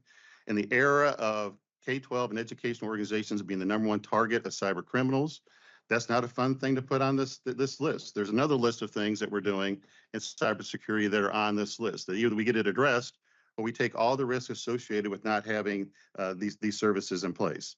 The Kentucky Virtual Library, it's a partnership that we've had with the Council of Post-Secondary Education. It's at risk as well. We were able to do it for a period of time, got a budget cut, couldn't do it, tried to do it again. And we're at the point of no longer being able to put that in place going forward. This also will help address the offers of assistance that we send to districts, the financial offer assistance. Those have been in the superintendent role, any kind of financial role, are aware of that. At one time, those offers were $30 per student. They're now down to 21 and dropping. And these are the same kind of things. They need funds for replacement, operations, and cost of living increases that they've not gotten since 1992. In the same kind of category of things, and it's a win-win. It's money we send to districts. By law, they were required to match it. And we're the only state that does that. It's a great financial formula, but it's not a good one if we don't keep up our part of it of trying to fund it and send it down to them. I think those are the big portions of it. Mine's not a fun one to kind of talk about, but it's a very serious one. And we have broken down each one of these services that show the impacts. And we're at the point of which ones are these specific ones do you want to turn off? Which ones do we shift the cost to the districts? Because we are at the point of no longer having funds to do that. And it's just not a big pot of money, as I know in comparison to other things that we do. But these are things behind the scenes that all districts use. Everyone in their department uses, every child, every teacher, every staff member utilizes these services either directly or indirectly. And we're at the point of needing them addressed. So David, you received 15.4 million within the budget. And the ask is for an additional 14.6 million to do all of this. To bring it up to 30 million. Yeah, so we've broken out the impact of not having the additional 14.6. I told you I didn't have to go in detail, but we're ready for that. We have presented that and can go through it. And it's just which ones do we do and not do a shift, or do we fund this? And this has been asked, just not this time. This is our third at bat for this. And nearly all these things that I mentioned here were asked that we had before COVID. Probably the only exception is the IC registration. That's the big one. That obviously during COVID, folks saw the added value of that, and they have continued to see the added value of that. The rest of these were issues before we had COVID. So on that line of questioning, this may be more of a Matt than a David question, but if I look at the one pager and I'm thinking about the 14.6, I have two columns, stopped and broken or weakened. You have behind the scenes line items that go with e-transcripts, student online registration, Yes. et cetera. Okay. Yes. And so when you talk about IC registration, I do see statewide data systems weakened, Infinite Campus / Munis. Is that where that lives? Well, there's two separate ones. We had to absorb, remember I said the $1.5 million when we initially transitioned from STI to Infinite Campus. So we didn't get ongoing funds. The legislature funded initial costs, but not the ongoing. So we had to absorb that. That is separate from the registration and the campus learning. It's separate. I may just not be seeing it on the list. So, okay. David, there's already, like with IC and Munis, there's some fees still the districts are picking up currently, right? Right. But they would have to pick up even more at a higher cost. Other questions? Yes, please. Yeah, I guess I talked to David about this being just getting out of the former superintendent role like you were talking about. We know the things that go on with the cyber. I mean, if one district deals with that, it can shut everything down for weeks or months. And if we're talking about going on to creating vibrant spaces. If we keep having districts pick up things, they're not going to be able to offer the things we want them to do when we're talking about adding things like this, because I don't know anything on here that you would say is not needed. These aren't wants, these are needs. These are correct? mission critical. Yeah. And I would say the services that we offer, and we get feedback from every district every year, I think they would rate them as excellent. The shared services our office provides all districts across the state, along with KDHC staff, are highly rated. And so we try to be frugal. We try to be very efficient with what we have, but we've reached a point of these mission critical services of needing additional money to address them. Once this, let's say we would be able to get this funded, Matt, then does this become part of the baseline moving forward? That's correct. Okay. So what I wanted to share in terms of process with new board members especially, and this may be important, David, for you and Matt to think through, is that we will later in the spring ask you guys to weigh in, as we've done in the past, around OELE's requests, OTL's requests, OFO's requests, et cetera. So bundling the OET request in a $14.6 million package probably works to your disadvantage, in that as individual members, we're trying to think, how do we best strategize around scarce funding? So Matt and Karen, when we think about looking at the OET request, maybe some sub prioritization under that might help. We have a breakdown. Share David that. provide us with a Yeah. breakdown. And we But I wouldn't put $14.6 million on as one Right. item of voting Right. before us. So just thinking strategically on behalf of OET, because that will likely be the biggest ask that we're asked, that we will be And prioritizing. I've actually gone through and prioritized, but we can do it again. But it's a list of really bad choices because Well, and that's exactly how we feel when we're Yeah. lining them up to our Right. first choice, second choice, third choice, and then our favorite grandchild ends up at the bottom. It's very much a list Right. of, Right. it's scarce resources. So that would be just something I would offer to think about as we process through that. I think the other part is just what is legislatively required at the federal or state level. So we also took that in consideration as well, because those are tough ones just to stop in some kind of way when they're legislatively required. That was my Yes, question, please. that a lot of these are legislatively Yeah. required, so, and a lot are Kentucky legislative required to Right. do reports, but unfunded from them. Right. So could you, I mean, in that request, as Lou just said, which ones are legislatively? Yeah, that- Because I feel that when we are there advocating, or just like when we're advocating at that luncheon, that they need to provide that service if they want those reports. I Right. mean, if they're wanting those reports, then they need to pay for those Right. reports. There are strict things in there that must be paid for. And whether, like you said, the shift, and that's where the schools get to rub. Well, wait a minute, you're requiring this, and you're requiring me to pay for it. So I think that's where those shifted costs have to almost go within KDE. And like you said, your peer partners won't like that. But But here's another category, safety and security. There are certain things that we don't do. Everything's at risk. Major things start shutting down, and they can't do anything instructionally or administratively. well, even as Mike just said, I mean, now you have cybersecurity that a district Yeah. is paying for, even though you provide the best security in the world out of any educational system in the country.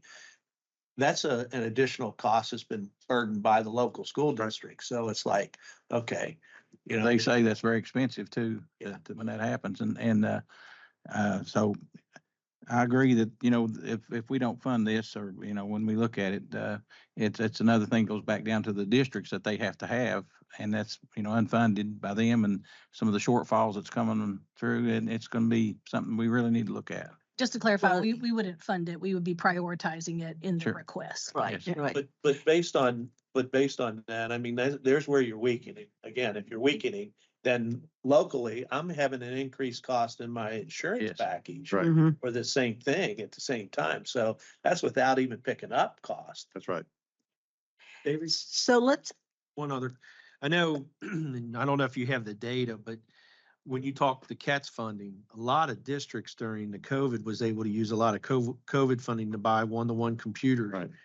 There's going to become a gap there as well very quickly. And could you speak to that? Because I know if districts are trying to plan to replenish those, and then all of a sudden, like Dr. Post saying, all of this costs them an extra X amount, That we're is going to be at a point where we're not going to be able to educate the way we need to educate. That's part of the request, or we call the KEDS Financial Office of Assistance that we sent to them to try to get it back up to $25 or $30 to help address that replacement, the operations, and also the cost of living. But you're right, the avalanche is getting ready to happen. The federal funding that we got, that stuff is starting to age and needs replaced.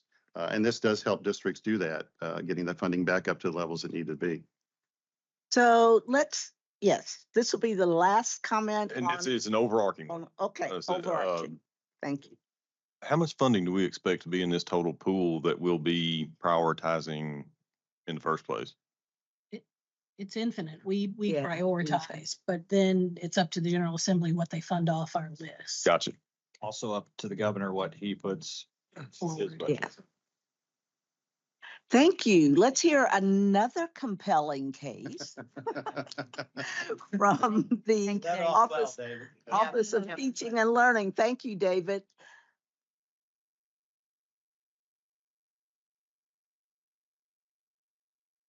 Good morning, everyone. I'm happy to be here. Thanks to Matt and Karen for allowing us to have a voice in this process.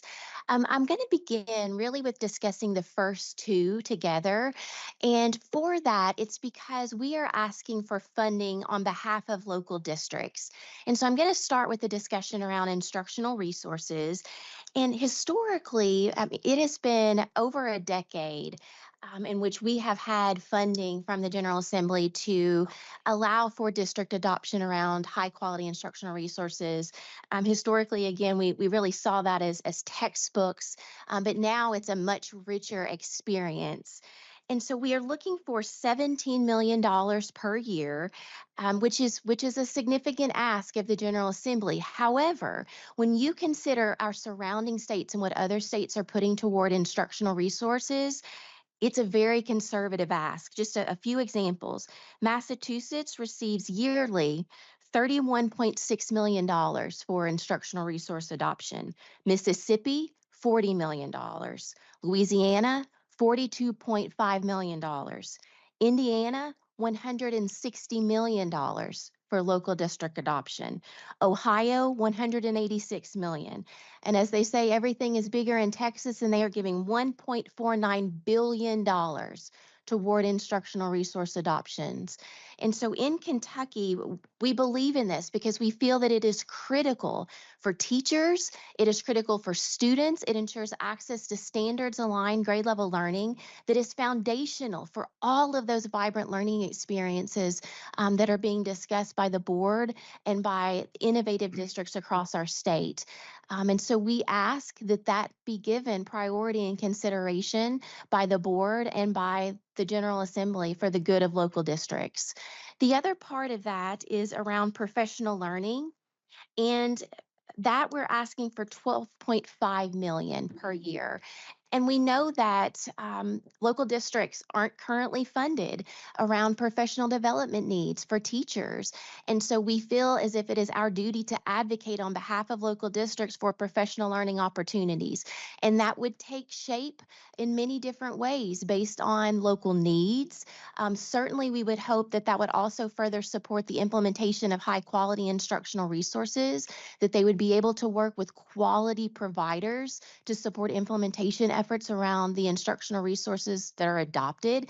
You cannot just give a teacher a complex instructional resource and say good luck. There must be embedded supports for that educator to know how to implement it effectively for the good of the students that he or she serves.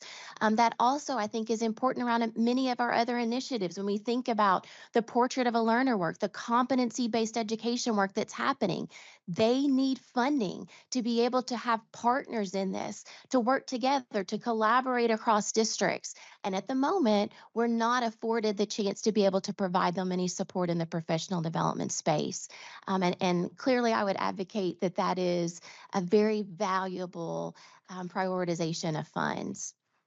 The next one is around our Read to Succeed efforts. And so we're asking for an additional $4 million per year.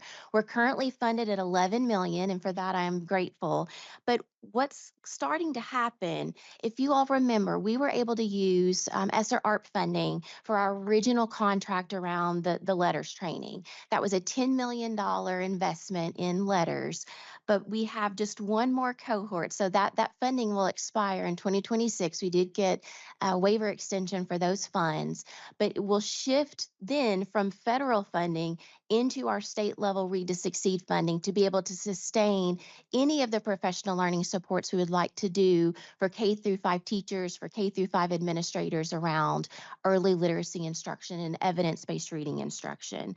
Another part of that, we are building out supports in our Kentucky Early Literacy Leadership Network. We have 33 districts who are a part of that network. Rowan County, who is here with us today, is one of our partners in the Kentucky Early Literacy Leadership Network, and we would like to add more districts to that. We're hoping to be able to expand that in the next academic year to bring in 10 more districts if possible. And then that also would allow us to expand our supports for school-based literacy coaches. So currently we're supporting 16 districts and 23 schools with school-based literacy coaches. And just to give you some numbers around the impact of that. So as of February 1, for those 23 schools, they have been able to do 2,282 classroom observations. They've had 1,013 feedback conversations, 168 coaching cycles with teachers. They have led 693 PLCs, professional learning community meetings around unit and lesson internalization to support the implementation of the HQIRs that have been adopted and are required as a part of Read to Succeed. They've led 167 PLCs around other topics, which would be around evidence-based reading instruction, potentially coaching conversations, and they've also supported principals and other district leaders with 226 walkthroughs. So I am so proud of the Division of Early Literacy team and the work that's happening in districts. You know, that's not a mandated requirement. It's not a compliance-based mechanism. That is grounded in relationship, in those districts seeing the value of the partnership that literacy coach can bring. And we're so grateful. We're so grateful for the districts who are working with us, and we want to be able to expand that support. We desperately want to be able to extend that beyond the current schools and districts who are being served. And then lastly, I want to address the numeracy counts. So we received in the last budget session $5 million for our Kentucky numeracy counts efforts, and we're seeking an additional $5 million. And so we are able currently to have our partners, and yesterday Advanced Kentucky spoke, they are one of our partners. The Kentucky Center for Mathematics is a partner, PIMSR, EPIC at Greg Ed is one of our partners. And so we would love to be able to have sustainable supports from those state level partners and others to be able to support K through 8 mathematics as a part of Kentucky Numeracy Counts. Right now, we have very limited grant funding. So there's a required grant as a part of Kentucky Numeracy Counts. And so Dr. Jennifer Fraley has been moving forward. It's actually open right now. So we're taking grant applications to support HQIR adoption. That's a required part of Kentucky Numeracy Counts through March the 6th. But we know with the current funding base, we're able to support up to 40 districts at $70,000. And that's wonderful, but 40 districts is not 171. And so we would like to be able to support many more through that grant. And then lastly, with this one, there is language in the law that requires a similar coaching model to Read to Succeed. But with the $5 million originally granted, we aren't able to provide any sort of that coaching work. We do have our Mathematics Achievement Fund grant, which is supporting local coaches. But again, we would love to be able to support more districts. We know that there is great need in the area of mathematics education, and we're not as equipped to provide the support that we are in the literacy space within numeracy. So that was a lot of information. Happy to answer any questions that board members may have. So Mickey, if I may, let me just check those numbers. We don't have these numbers in the portal. So- We will provide you all with Okay. breakdowns of this. It's probably my mistake that I introduced numbers into this a little bit premature, okay. but I think it does serve that we'll going forward, we'll have numbers on all of these. Okay. Typically, that comes a little bit later. I think the rationale being that hear the program, hear the description, but Okay. given the accelerated, yeah, sometimes the numbers are daunting, but given the accelerated timeline, I think it's good you have those in the back of your mind, but we'll have them going forward and we'll have them in a packet all together so that you can, Okay. once we get to that point, for sure. Yep. And I Other apologize if that questions? was my Yes. error. David. Okay. And Julie? yes, Oh, still present. no, Dr. Yeah. Woods. And Madam Chair and members of KBE and our commissioner, the fundamental question you will probably ask, and members of the General Assembly will ask, does this work? Mickey has laid out a beautiful, beautiful request that's scientifically researched, that's has been proven to work. When we look at school districts and you look at states across the country that are showing tremendous improvement, we've just laid out, Mickey's just laid out those things there: professional development, high quality instructional resources, the read to succeed, focus on literacy and numeracy. Again, these are all scientifically and research backed efforts. We're just not saying, well, these are some of the things that we think will work. When we look at our involvement, Mickey's involvement in CCSSO, you look at our involvement in NAEP, we know what's happening. I sit in a very rather unique position as a veteran superintendent who's seen these things work, but also looking at my position on NAEP as part of the governing board, advisory board, and also with CCSSO. So we know these things work, and just so happy to salute and give some praise to our Office of Teaching and Learning. 5 years ago, we really didn't have an Office of Teaching and Learning. And you look at the progress that we've made in such a great time. I could not be more proud of Mickey and our entire team. Thank you. I might suggest when you're thinking, Matt, about bringing those numbers forward, Mickey began the introduction by saying these are dollars that will go out to school districts. So, and David touched on that too with Ket's offers of assistance, for example. So when we get those back, if there's a way we can kind of see the flow through to districts, I know that'll be persuasive for me and the way I prioritize ABRs as an individual board member. That would be helpful too, I think. Julie? So I'm going to tie this back to part of our discussion earlier with SBDMs. These numbers directly impact the work and decisions SBDMs make that I think if we were to have a full out effort to get SBDMs on board to advocate our General Assembly to fully fund these things so we're not having to pick and choose what we prioritize, everything is really important. And so we need the voices of the SBDM members, of the parents to advocate our General Assembly of let's not pick and choose, let's do this all. Oh, thank you. It is hard to pick and choose, you know, everything's Exactly. important to her, everything's important to David, and everything's important to our kids. Right, right. What I'd like to see, Mickey, is that, okay, we did letters training over the last 2 to 3 years, and now we have the particular data. Can we show the effect? Like I've been asked before and explain is like, okay, we did letters training, X number of districts, and what improvement did we see them go from here in their growth so that we can support and say, like you said, instead of 40 districts, it should be 172. If they 172 did this, our NAEP scores would be here, blah, blah, blah, based on the current results that we have. And I think one thing, Dr. Poe, if I may speak to that, it's difficult for us to measure that just yet because it is a 2-year professional learning. And the first year is really on decoding and truly learning how to read the text on the page. And that happened, earlier on. When we're looking at the 3rd grade summative assessment, it's decoding plus that rich comprehension of text.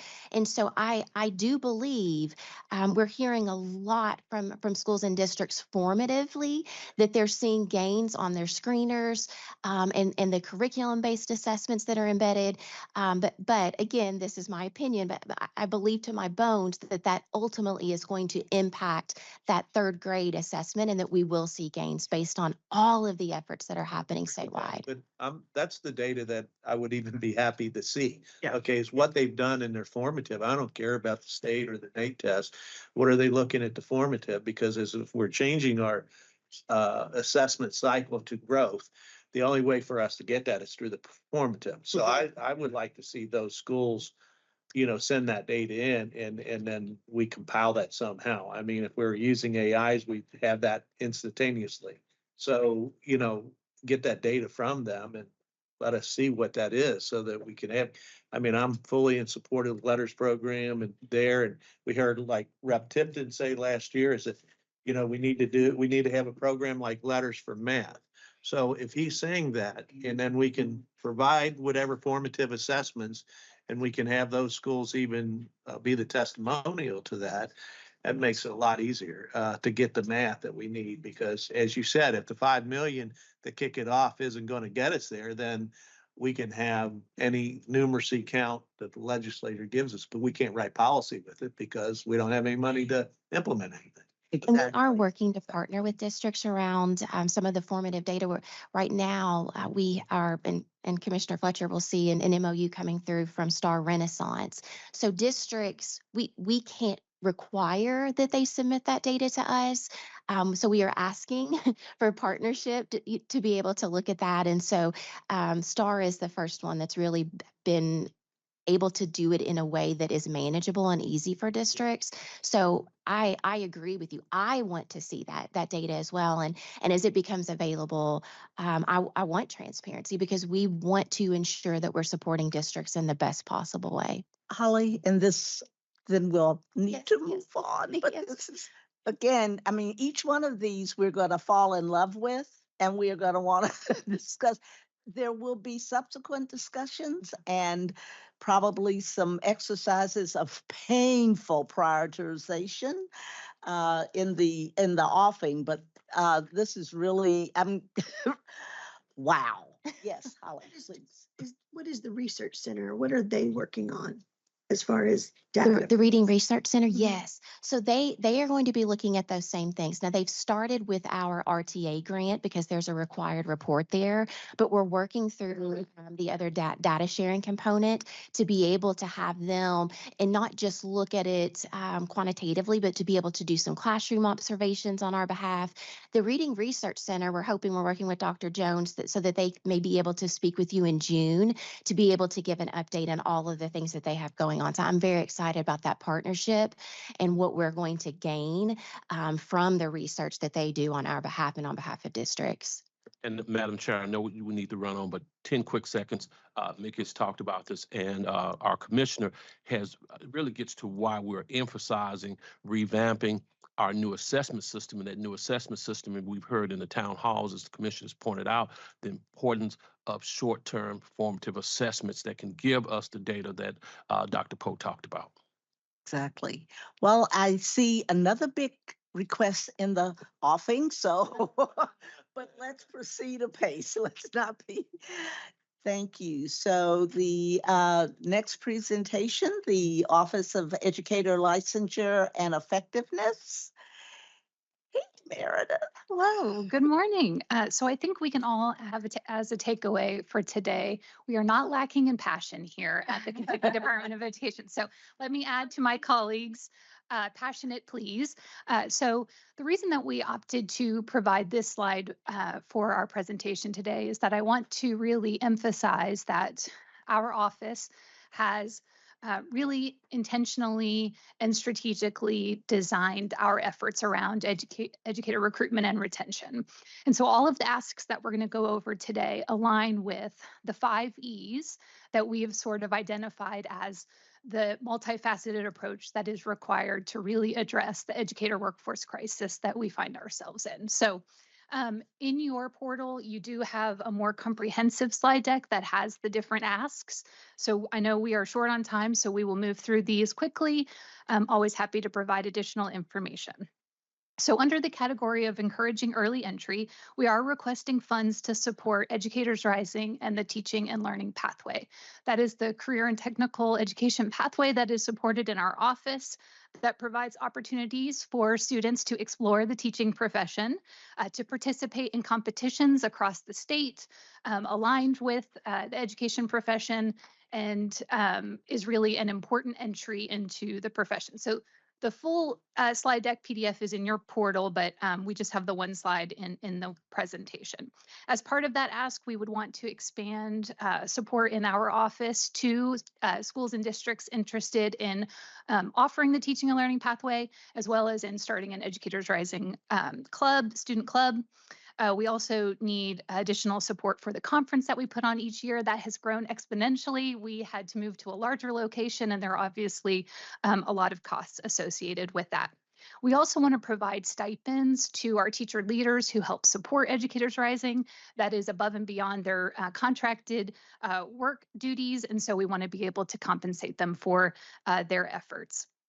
You will find that that is a theme throughout our ask. We want to be sure that our teachers who are providing support for these efforts are compensated appropriately. Under the heading of elevating the teaching profession, we do have two asks. One is to support our Go Teach KY recruitment and retention campaign. That is something that has been in place since 2019 and continues to provide opportunities to celebrate and elevate the profession. But we would love some additional support so that we can expand our efforts. That includes support for our Go Teach KY ambassadors, who are in-service educators who can help to promote the profession across the state. In that category, we also have a request around our teacher recognition support. So you heard yesterday from our outstanding Kentucky Teacher of the Year. There are costs associated with that program. And so we did want to submit a request so that we can fully utilize what is offered to us by CCSSO for that program, as well as create opportunities for our Teacher of the Year to be an ambassador. Under the heading of engaging in actionable supports, we know how critical support and induction for new teachers is in helping them to feel comfortable in the profession and hopefully engage with their careers long term. Currently, there is a requirement for schools and districts to have an educator mentorship program, but no funding was allocated for those efforts. We've heard that language did tie up the federal funds that had previously been used for that. So I know there are some efforts to try to remedy that situation. However, what we have put in here, and this is one of the larger asks from our office, would be direct flow through to the districts, calculated based on the average number of new teachers, to allow for approximately $1,500 per new teacher for those induction supports. We also, under the heading of employing strategies to certification, we have previously in our office been able to support direct mentoring and reimbursement around praxis. The praxis assessment is required currently to pursue certification for most of our pathways. And we know that it can sometimes be seen as a barrier to certification. So we have been able to not only reimburse for the costs associated with the assessment, but also assign to candidates who pursue this option a mentor to help them in the studying process, as well as if they have not been successful previously, to identify a different strategy so that they can hopefully, when they retest, which does have that additional cost, which we reimburse them for, that they would be able to successfully complete that praxis assessment series. As far as enticing to stay in the profession, we know that opportunities for professional growth and leadership is an important part of the equation to help retain teachers. So we would like to increase the stipend that cooperating teachers receive when they support a student teacher. I was shocked to learn that for 70 days of direct support that a cooperating teacher provides to a student teacher, they receive $350. That is not at all a reasonable compensation for the effort that it takes for them to provide that mentorship for those student teachers. So we are proposing to increase that to $1,000 for our cooperating teachers. Lastly, we do have an ask around support for our educator preparation providers. As Mickey mentioned, we do have two statewide efforts around early numeracy and early literacy that are taking root within our elementary schools, and our education preparation providers in statute and out of their own efforts have really been trying to align the preparation programs to ensure that our teachers enter into the classroom ready to address those expectations. However, we have not been able to provide them any support to adopt high quality instructional resources to embed as part of their curriculum for those pre-service teacher candidates. We have provided no funds to them other than a very small stipend to participate in work groups. So we would like to increase funding so we can provide professional learning for our faculty members and individuals who work directly with our pre-service teachers. Additionally, we are required in statute to provide programmatic evaluations for the efforts of the EPPs, and that currently does not have any funding. So in order to satisfy those requirements, we are requesting some funds so that we can evaluate what's happening in those EPPs and ensure program quality. So that is the ask from OELE. I hope that I was able to provide reasonable enough information about that you will consider these priorities from our office. Thank you. Well, once again, we are presented with a proposal that probably provokes a, yeah, sure, let's do this. Are there questions just briefly? Yes. Just one thing, going back to what Dr. Poe said, Meredith, what you did on your slide deck with the literacy and numeracy where you reference KRS, if all of our requests could have something tied like that, Matt, I think that's a really easy way we can use for advocacy when we say, hey, this is a requirement. This isn't even just a pie in the sky like Dr. Woods Tucker was saying. These are things that are researched that you all are asking us to do, like the numeracy. I worked with Chair Tipton on that, but no one's saying we don't want to do it, but we got to have some ways to do it. So help support us with that. And I think this would be a really easy way to get rid of wants and needs. These are the needs because this is what you told us we needed to do. Wonderful. Thank you for that. Yes. I just have a clarification question about the Office of Educator License and Effectiveness. Somewhere along the line, I guess I need to be more educated on this because like last year, the Associate Commissioner before Meredith said that the Office of Education Licensure, they report to us, but they don't work for us or they don't answer to us. So I guess under part of this request, this is a KBE request, but it's really not, we don't have anything or any control over the Office of Educator License or Effectiveness. So I need an education on why we're the ones that have to put this in priority or other particular needs when in the past, it used to be under the post-secondary needs, but now it's under our KBE needs. So just to clarify, Dr. Poe, so the Office of Educator Licensure and Effectiveness is very much part of the department and under the purview of the state board. Perhaps Dr. Darnell was talking about the Education Professional Standards Board, which is a separate board that has different regulations and responsibilities and statutory authority to issue certificates and oversee educator preparation programs. But our office is very much under Dr. Fletcher's leadership and under the oversight of the board. That's what I'm saying. Somewhere along the line, I guess what I'm asking for is that you could educate us all on that because I feel if I don't know, I think there's several other here that don't know, because sometimes when he would be here, we would ask him questions and his response is, well, that's not under our purview. So I need to know what is and what isn't so that when I do make a request, But in particular regard to the additional budget requests, EPSB doesn't put forward a B. EPSB does not have a budget. So that's one of our goals. I understand that. And you may understand all that. I don't. I just offered it as an example. Yeah. No, I'm just. And I think that there continues to be confusion about how EPSB fits within the department. So I think that is a valuable thing for us to discuss. Because I think there's several things going on. And we all would benefit from a discussion that would particularly highlight the opportunities for collaboration, link, and leverage.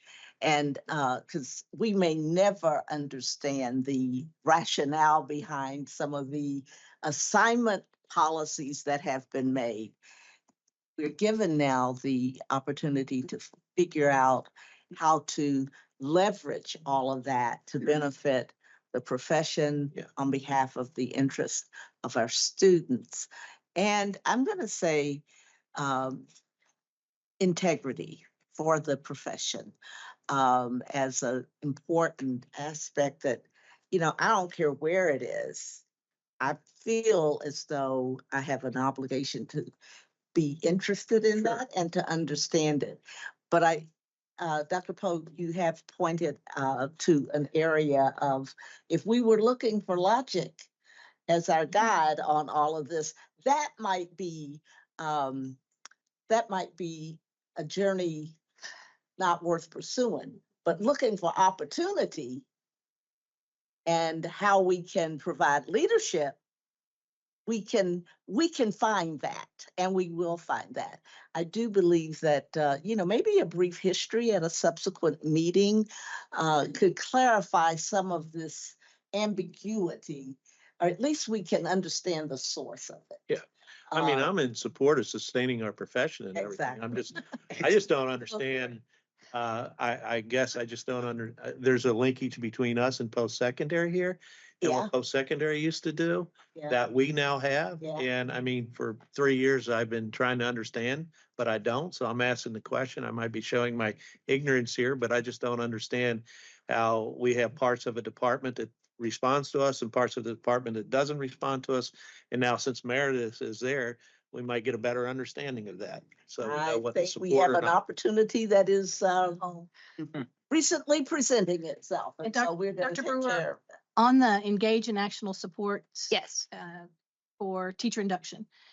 So we've heard about the requirement for districts to provide new teacher induction and at their own expense, but you're suggesting reviving a portion of that at $1,500 per teacher. Do you see that would flow to the district? Yes. And would those be designated funds to be used in a certain way, like paying a mentor teacher or? Yes, so the total cost of the compensation for the mentor, as well as additional supports that are provided. Often there's purchase of materials and other costs associated with that mentorship So that's program. my question. Designed by the $1,500, is there an earmarked number for the mentor teacher? No, it's just a per new teacher allotment is what is being proposed. And then each district would be able to utilize it for their designed program. And I should say that as far as my understanding, if there was a fund source associated with the educator mentorship program, then Title II funds would be able to supplement that. But currently, since there's no funding associated with the educator mentorship program, that is what has caused the conflict with Title II. So there would be some ways to maximize those dollars. Correct. Dr. Pate, I'm going to ask you to. Yeah, I was going to go back and highlight another one of Dr. Pope's comments earlier as well. Because I think the biggest thing the legislature is looking for is that sequence of, I'll go back to the presentation about the 40 schools. Why did we only implement this program in 40 schools? Well, that's what we had funding for. But in those 40 schools, we saw this gain. Therefore, if we can receive funding for 171, we could logically expect, this kind of result on that funding. That's what the Jason Petries of the world are looking for, is not just, we believe in this. No, what's the demonstrable results, and how can those be, expanded across the Commonwealth, at what cost, with what outcome expected? I think the more we follow that pattern that Randy talked about, the more likely we are to receive some more prioritization within that. I appreciate that observation. We are definitely taking that to heart. And everybody, we want to justify these ABRs first to ourselves, because we are going to be required to figure out, well, what's the priority? And that is a strategic decision as well as one driven by passion. So it is, this isn't an easy exercise, but each time we do it, we should bring a more sophisticated framework of analysis and evaluation to these requests. So thank you so much for getting us started. You can see we're paying attention. Thank you. So Thank you very what is much. And just next? a response to that, there is a section on the actual document that we submit in our budget request. That's a section for quantitative data. And that's something that we as the department have really worked on the last few biennium, is to get that. A lot of times the narrative should just kind of dial them in. But we wanted to make sure, about 6 years ago, we really dove into those. And we said, we need to really make sure that if you're in the grocery store line, you can tell the person behind you enough about this program to where they're shaking their head up and down and saying, I see where you're having success. On that quantitative piece, that's what the A&R committee is going to hit Dr. Fletcher with. Yep. You know, they're not as much worried about the narrative Right. as they are about the numbers. Right. So we really do focus on that section. So I appreciate that comment. Okay. So I'm sorry. So go ahead, please. We've started this process. As I said, this is probably the most important thing that my team does. So I really do appreciate you all's support. You will see us every month or every meeting, for another section of the budget request and another good conversation. We'll have more offices next time. But outside of the official meeting, if you have questions, please feel free to email me. We do have a log of all of our ABRs. We don't like to put numbers in front of you all at first because we don't want well, that's too much. We shouldn't ask for that. That's too much money. And we want you to think about it, about the program, about what the ask is, and not so much about what the number is. But we'll provide more information as we move forward. So next meeting, we'll talk basically just about our baseline. We'll talk about defined calculations, and then we'll have more offices here. So I really do appreciate the enthusiasm behind the process. Thank you. Thank you so much. Thank you. In our next item, we're going to continue talking about funding issues and get into the SEEK funding formula update. So Matt is being joined by Che and The sage of will the proceed stage. apace. Good morning. Good morning. So you'll notice that the staff note is very light. And that is because we had estimates about SEEK, final SEEK. We now have final SEEK numbers. Shay will give you sort of the in-depth explanation. We will have a SEEK shortfall. The SEEK number that appears in the budget is a estimation into the future when that budget was created, right? So most times we've been over, sometimes a few times we've been under. It's really just a modeling exercise. And we can talk about sort of some of the things that contributed to the shortfall. But I'll just go ahead and let Che sort of kick us off. Yeah, so this is a really important part of my job. I sort of inherited this process from Harinder Sai, former associate commissioner. We'd worked closely with the Office of the State Budget Director that works for the governor. And it was really a decoupled process. Everybody was in their silos, not really talking. And we finally kind of got together and tried to develop more communication. They use economists to build these models, but they may not know of active issues. JCPS is expecting this or Fayette's expecting that. So over time, it's developed into a much better relationship. Cannot say enough about our relationship with them during the budget process. We've learned a lot from them, and I think hopefully they've learned a lot from us. There's a level of trust, and our goal is to always, when we're budgeting, and it's no different than when they budget for Medicaid or corrections or anything else, our focus is obviously K through 12 education, but we've got to get it very tight. And sometimes, unfortunately, we are, a little too tight, and we will come under and have a shortfall. Now, historically, I think through the many years, I think we've had 5, if I remember correctly, shortfall years. And when we're doing this, we're starting this process. Let me go back to the fall of 2023. That's when we start talking to the state budget director's office.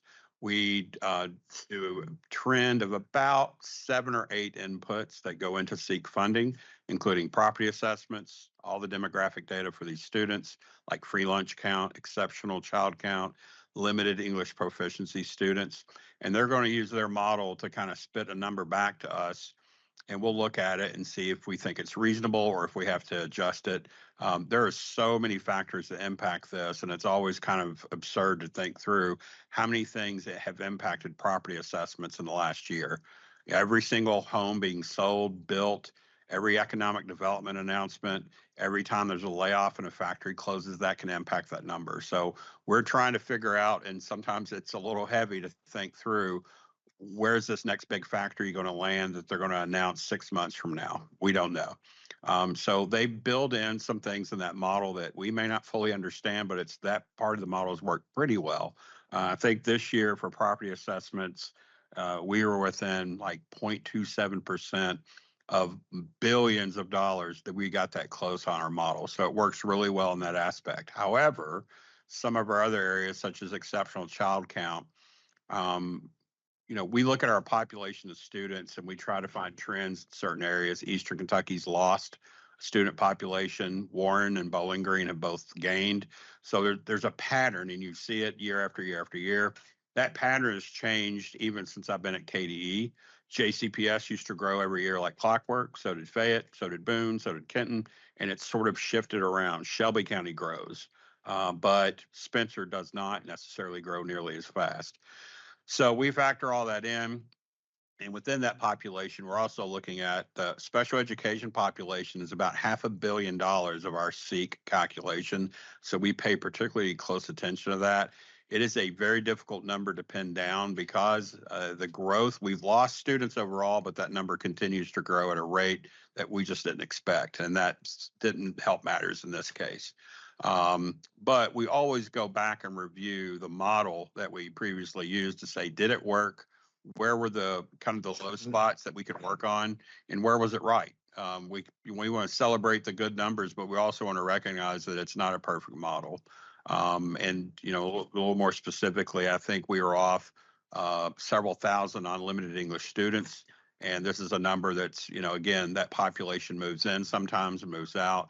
And it's not just your Hispanic speaking students. Obviously, Bowling Green has many, many languages down there. So that population in Bowling Green is huge, but in Graves County, it might be a handful of students. So it's kind of there's not a definitive place where they're all at, and populations move as well, wherever the jobs are, it seems like. Jay, if I may add, Yes, sir. one of the things that, just to kind of get this as a real number, they're approaching and may have crossed over 130 different languages being spoken in the Warren County public school system.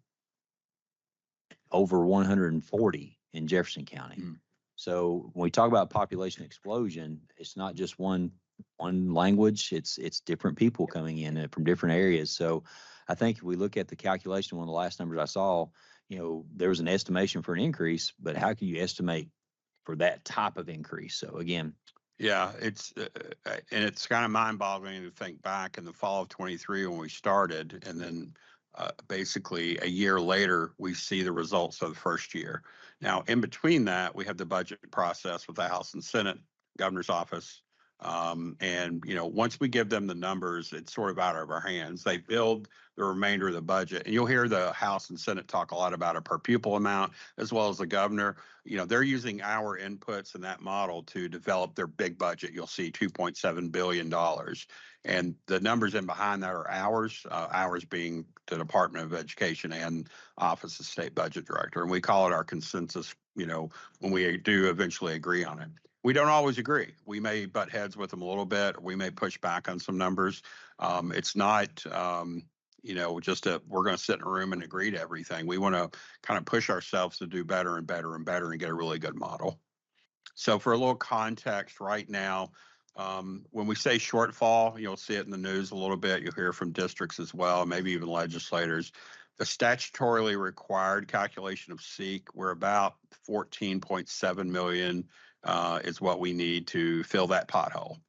Now, beyond that, there's some additional items that are property assessment related, as well as January growth factor, which looks at a comparison of students who were, there in January about right now, and it compares it to the last cycle to see if there's growth.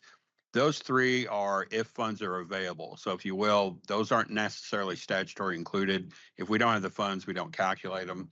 So if there is no additional funding, the cut to districts would be in the neighborhood of that 14.7 million.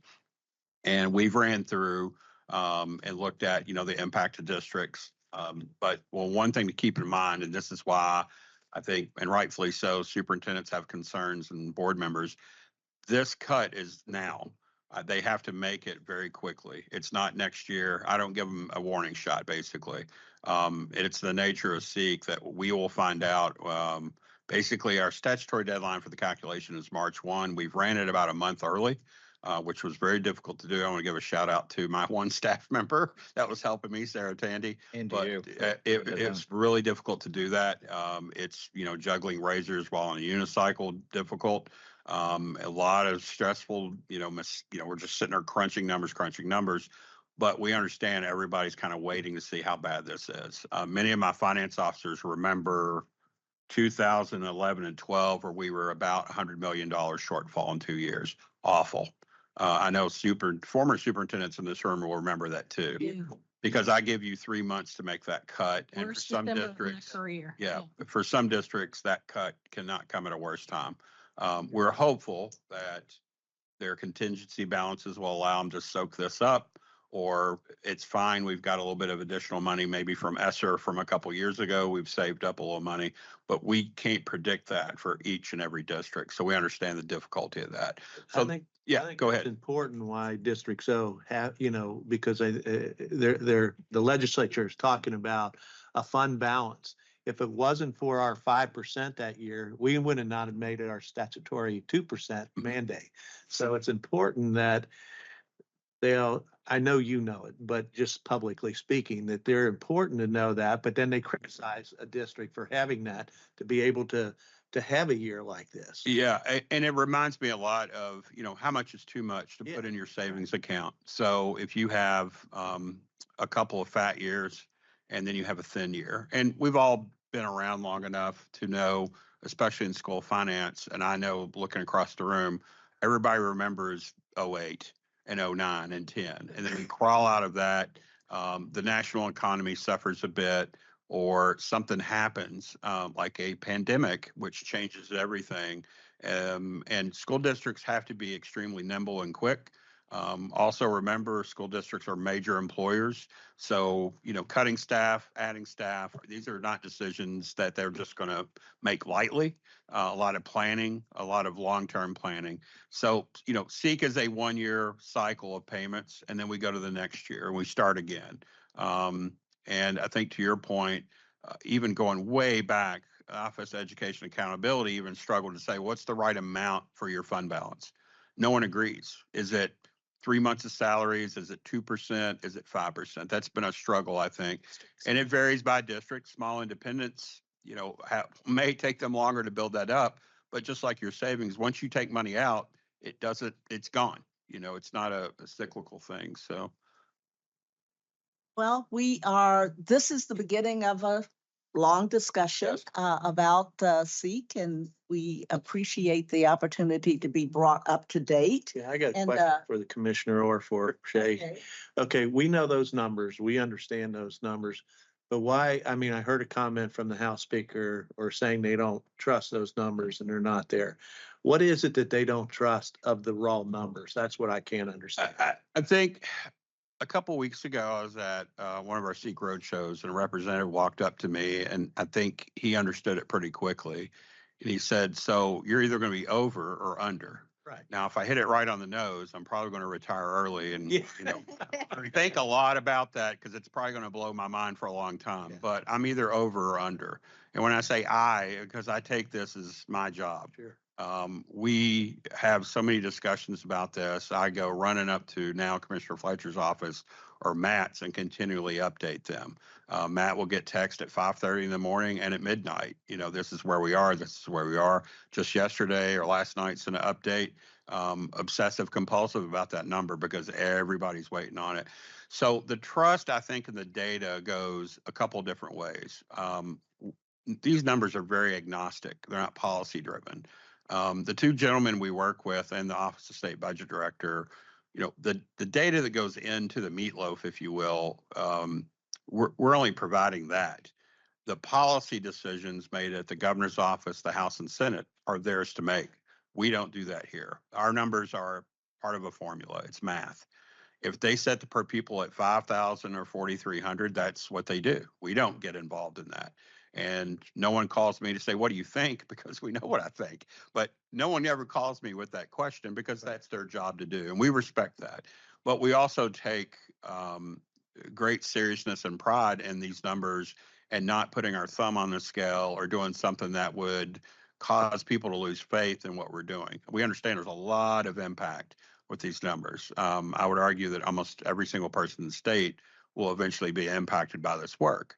So I can't speak to comments from the House or Senate. I don't think it's fair for me to comment on that. But Correct, but what's I guess the gap? Why would there be a gap in what we're saying? So we're predicting basically roughly a year in advance, and then for the second part of the fiscal year, it would be 2 years in advance, something like 2,800 different variables. So we do it in a way, and I believe they do Medicaid the same way, which is they're looking at an aggregate. So I am concerned about Boone and Jefferson and Fayette and Graves and Mayfield, but we're not really concerned if I'm wrong in Paducah, but right in Fayette. We're looking at that aggregate total because it's a budget process. So there's always been confusion about that. I do care if Boone says we're going to add 1,000 kids, or Fayette or Jefferson, because they're going to shift my numbers. They're big enough that they can cause a swing. But if Frankfort Independent says, well, we had 2% growth, or we're expecting it, that's not as big of an impact to the overall state totals. So we kind of take it from a very high aggregate level and work our way through that and all the different counts. Property assessments, the complexity there, it's 171 school districts. And, I could throw it at a dartboard and never get it right. But somehow that model keeps up with, things that we're not able to predict. Beechwood, 30% growth. I know Superintendent Stacy was up here many months ago talking about how much growth they had. Eastern Kentucky not growing, but the rest of the state has grown significantly, 25% in Dayton Independent, things like that. So all that factored in, we're literally placing about 2,800 bets over a 2-year period. And our goal is to be more right than wrong. No different than a mutual fund trying to spread that risk out. And that's essentially what we're trying to do. And at the end of it, it's complicated, but at the end of it, we keep track of, as the numbers are coming in, how close are we? How close are we? How close are we? And really, a school district's budget, you all have the ability, or your board does rather, to do budget amendments. There's a lot of flexibility within your budget units. And I will say I'm grateful the General Assembly provides us with some flexibility within the SEEK budget units, because if I'm short in one bucket, I can grab it from another bucket where there's excess. And that's been historically very helpful. I want to point that out, that we're not that handcuffed with it, but we have to have that flexibility, because we may have been off in Jefferson County, which caused a bit of a dip in our base SEEK money, but I've got some additional money over here in my recallable nickel category. And we're glad at some point, I think, especially, we can get more detailed about the model, what it looks like, and, going through it. But it's a pretty lengthy conversation to understand all of it. I hope that answers your question. To add to that, there's been several conversations and meetings also with the A&R committee chairs. I personally talked to both of them, and then I know that we've had probably 3, maybe 4 meetings with either Representative Petrie or his staff, maybe more. So we're continually communicating. And again, we give them the numbers as we have them where we are, and making sure they know where we are. And then, of course, the last meeting we had Petrie's, what's the final number? That's his question. What's the final number? And that's a very fair question. That's what we're trying to get. But as far as communication, of course, there's continual communication with the Office of State Budget Director, but we're also communicating with the legislators too, as much as possible. As far as we're hopeful that that trust builds the more we communicate. But again, that communication is occurring. And we're going to move. And we'll be done. Chad, just a few quick questions. Sure. I'm not one of those crazy superintendents that was always calling you, but just for everyone to understand, last year, when we were talking this year about a 14.7 million shortfall, last year, what was the excess? $156 million. Right. And based on statute, the way the statute's written, if there's excess money, it was supposed to be redistributed, but in the budget wording, they put that it would be swept back to the fund. So every budget, they usually have language in directing us. If we have excess, meaning my estimates were, too high, or the actuals came in less than, residual funds or excess funds will go budget reserve trust fund back to their general fund. In a couple of years, I think they moved some to SEEK transportation funding.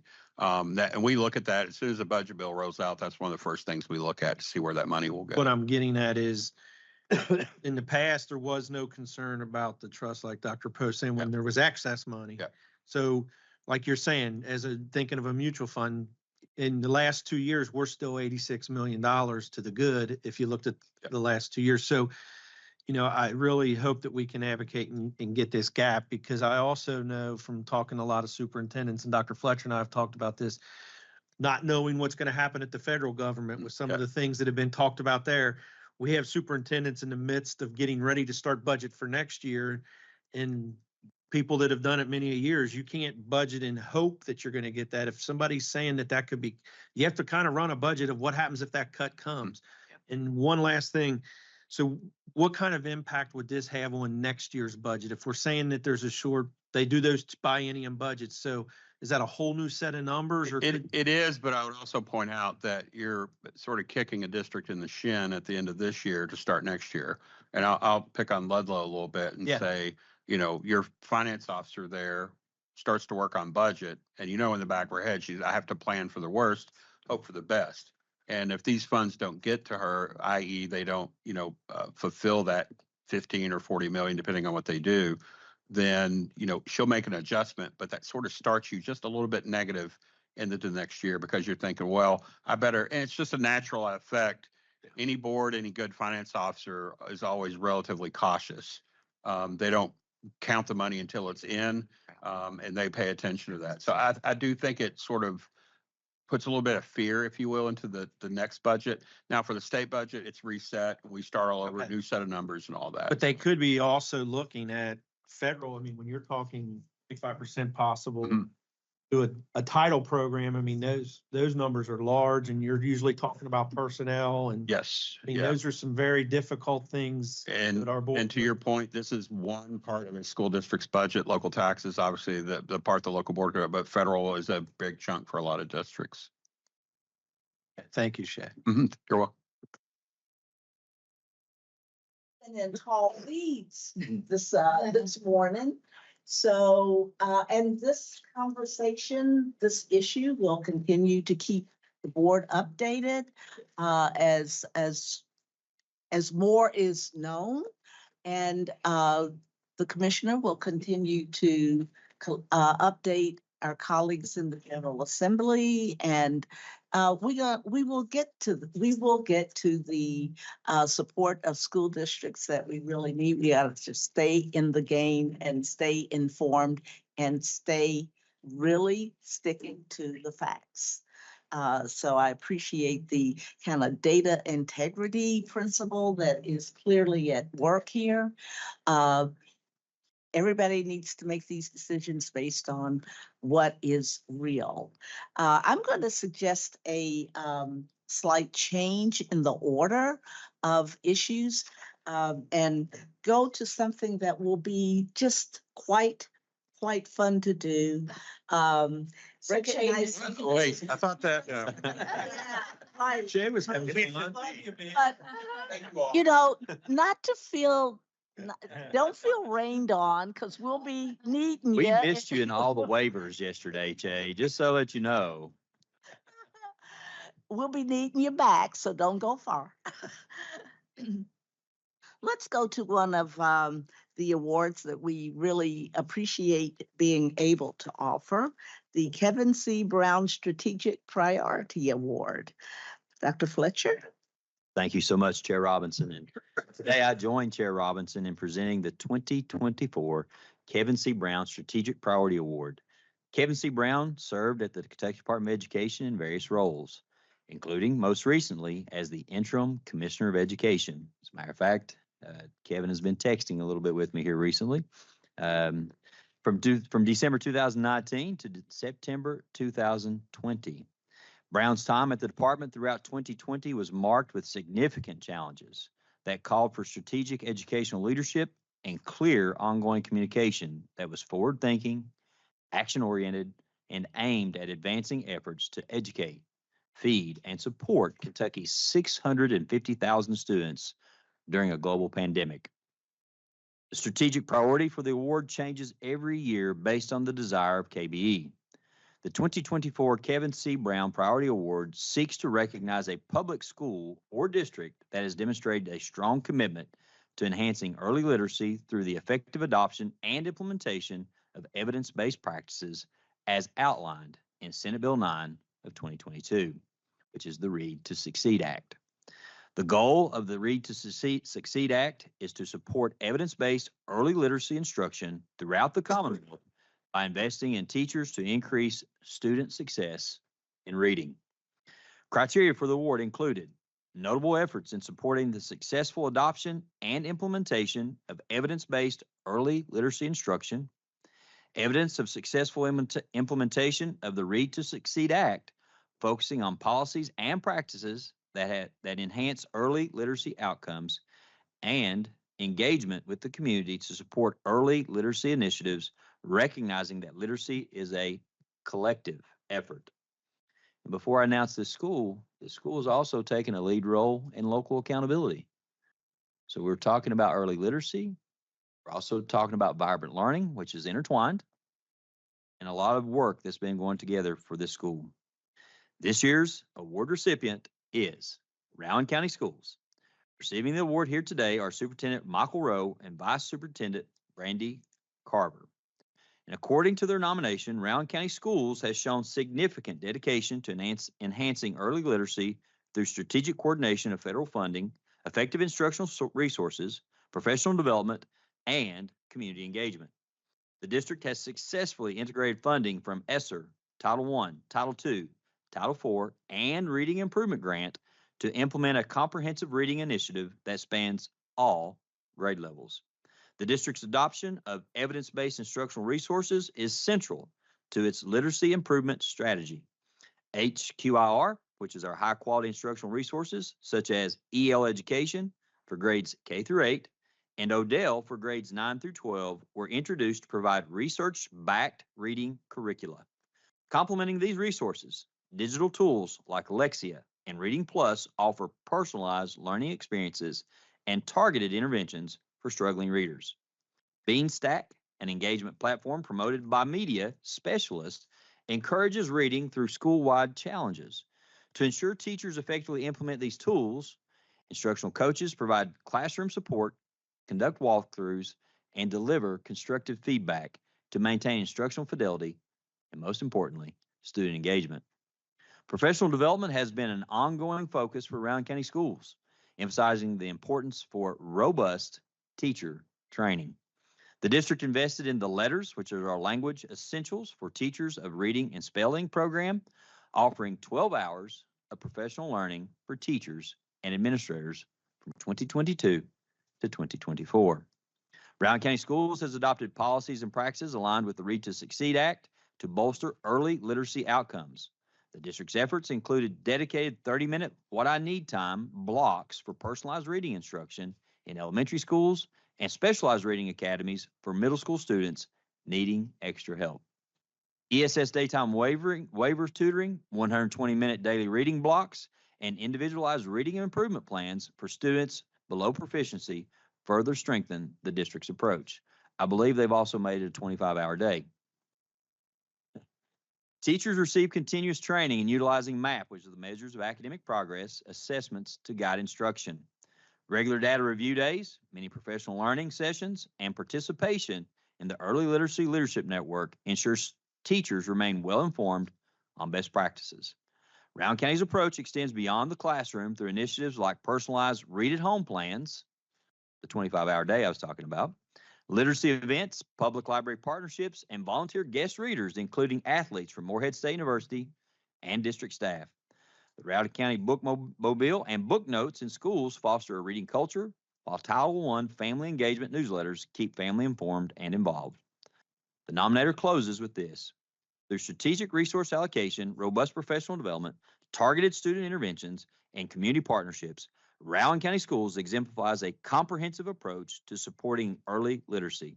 This cohesive effort ensures that students receive the skills, support, and encouragement needed to achieve reading success.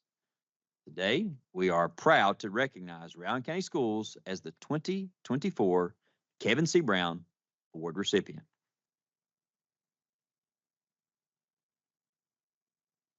Oh, Superintendent Rowe and Vice Superintendent Carver, please all bring your team and Hot seats. Oh. Let's get a picture first. All right, so let's get your award. So, congratulations.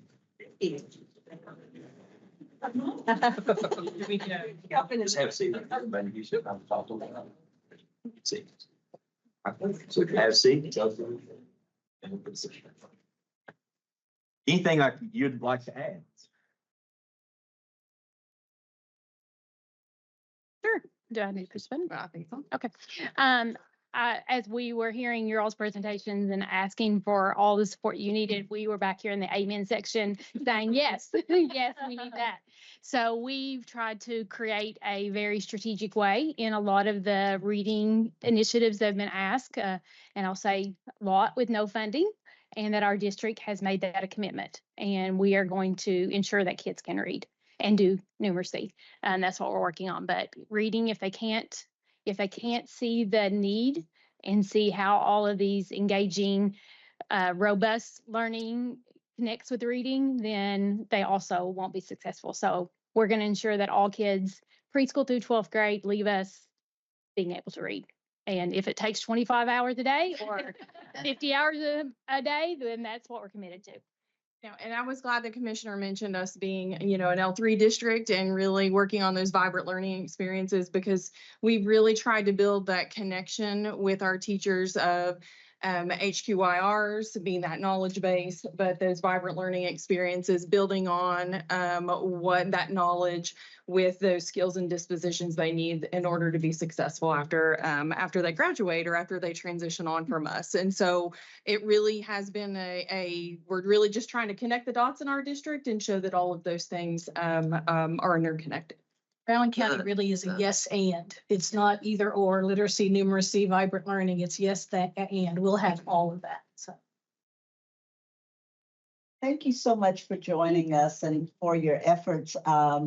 We see it and we appreciate it, and we're eyes wide open for opportunities to support your really passionate and ambitious dedication. One of the things that absolutely, and I'll say one more thing. One of the approaches that Rowan County, some of our other districts are doing with their local accountability is how do we tell our story? It can be with data, and it can be with different pieces of data that districts are asking, that your community's asking for, but they're also asking their community to tell the stories as part of their website. So that's something they're building now. There's a draft there that they're working on, but there's so many good stories to tell and talking about how all this meshes together for the betterment of our kids. Joe, where would be the best place to take a picture? Actually, right in front of the table would probably be the best way with the way to right now. Stand over here. This picture of four. Sorry, we're in transition. Independence? Lady said that lady in the green, you told me that. He just out there, he said that. Yeah. He's so proud of you, yeah. That was David's dad, last year. Yeah. I got it just. She's wonderful too. Don't tell us you get a wide angle.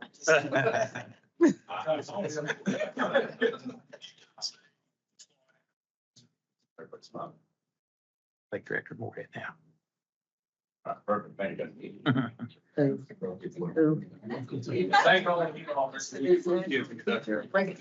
Yeah. Work long. You all hired a great commissioner.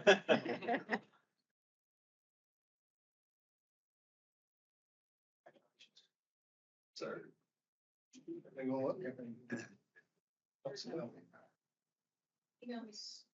Yeah, I know.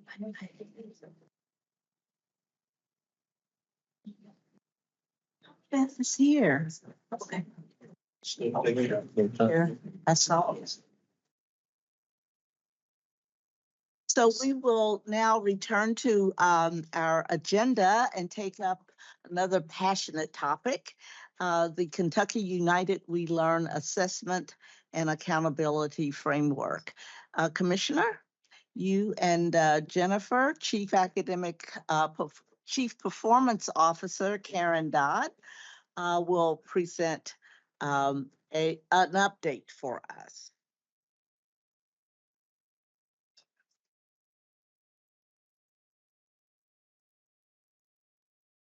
Some things we want to talk about as far as we'll give some update a little bit on our town halls, but as far as the framework itself, I'll give a little bit of an overview of where we are in the framework, and really we've done a lot of this already. We gave 1.0 in our last board meeting, and then after hearing input from our Kentucky and Ivy Learn Council, and also from this board and from LSAC, we did make some changes to get to 2.0. So we go to our next slide, please.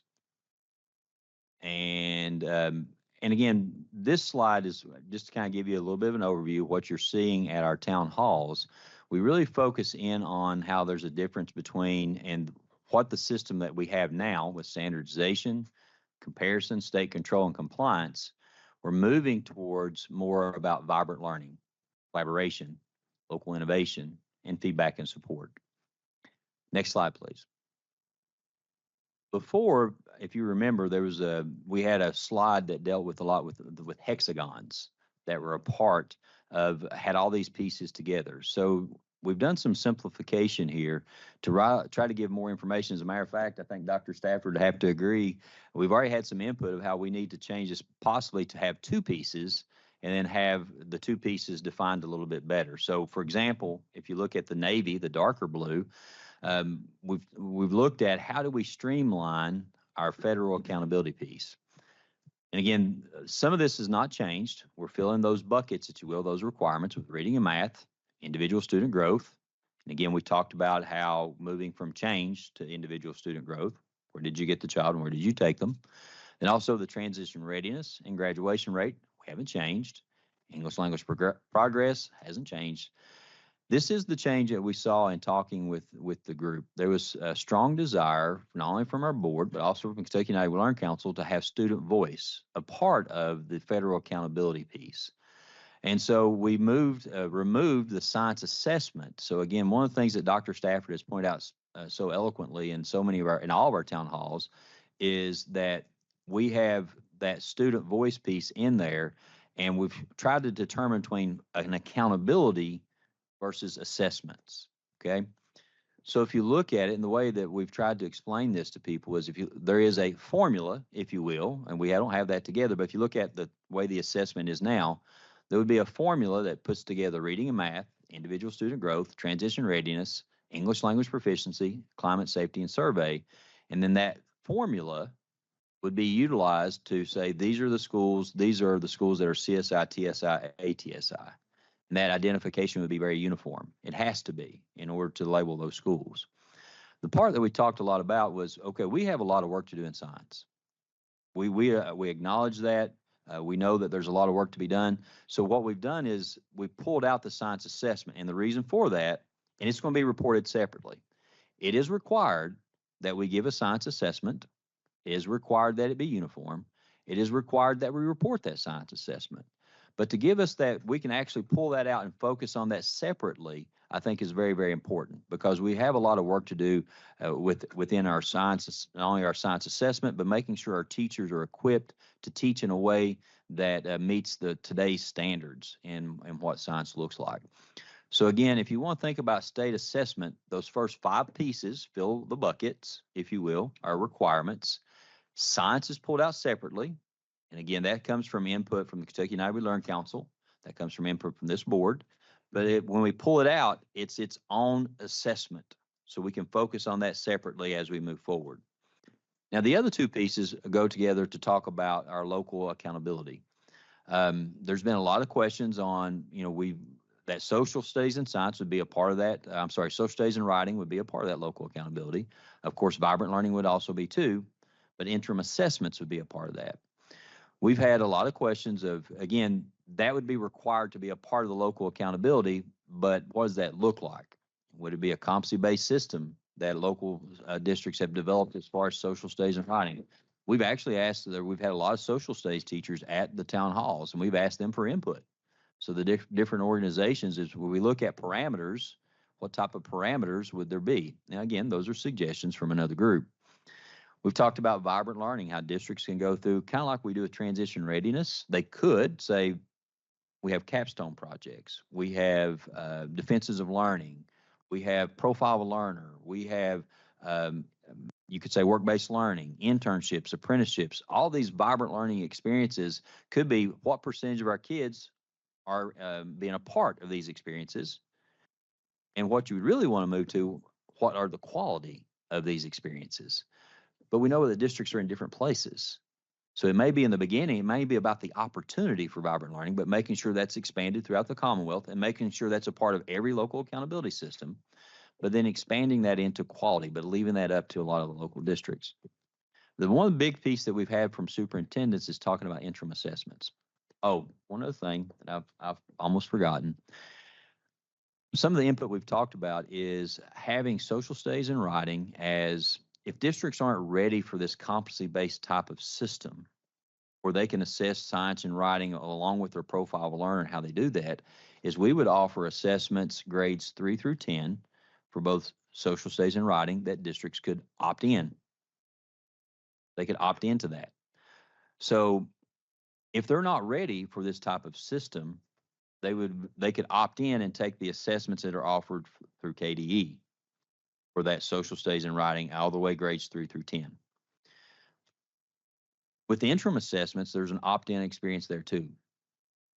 Right before 1.0, we had 67, almost 68% of our districts said that they would be willing to move away from their individual districts assessments, such as MAP, STAR, iReady, and adopt the interim assessments that we would have here at KDE as part of the state assessment.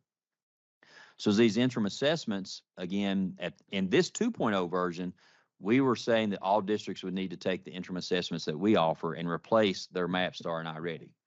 But being out in the field and talking to, in the co-op meetings and talking with those boards, talking to superintendents, so many want to keep their own systems in place.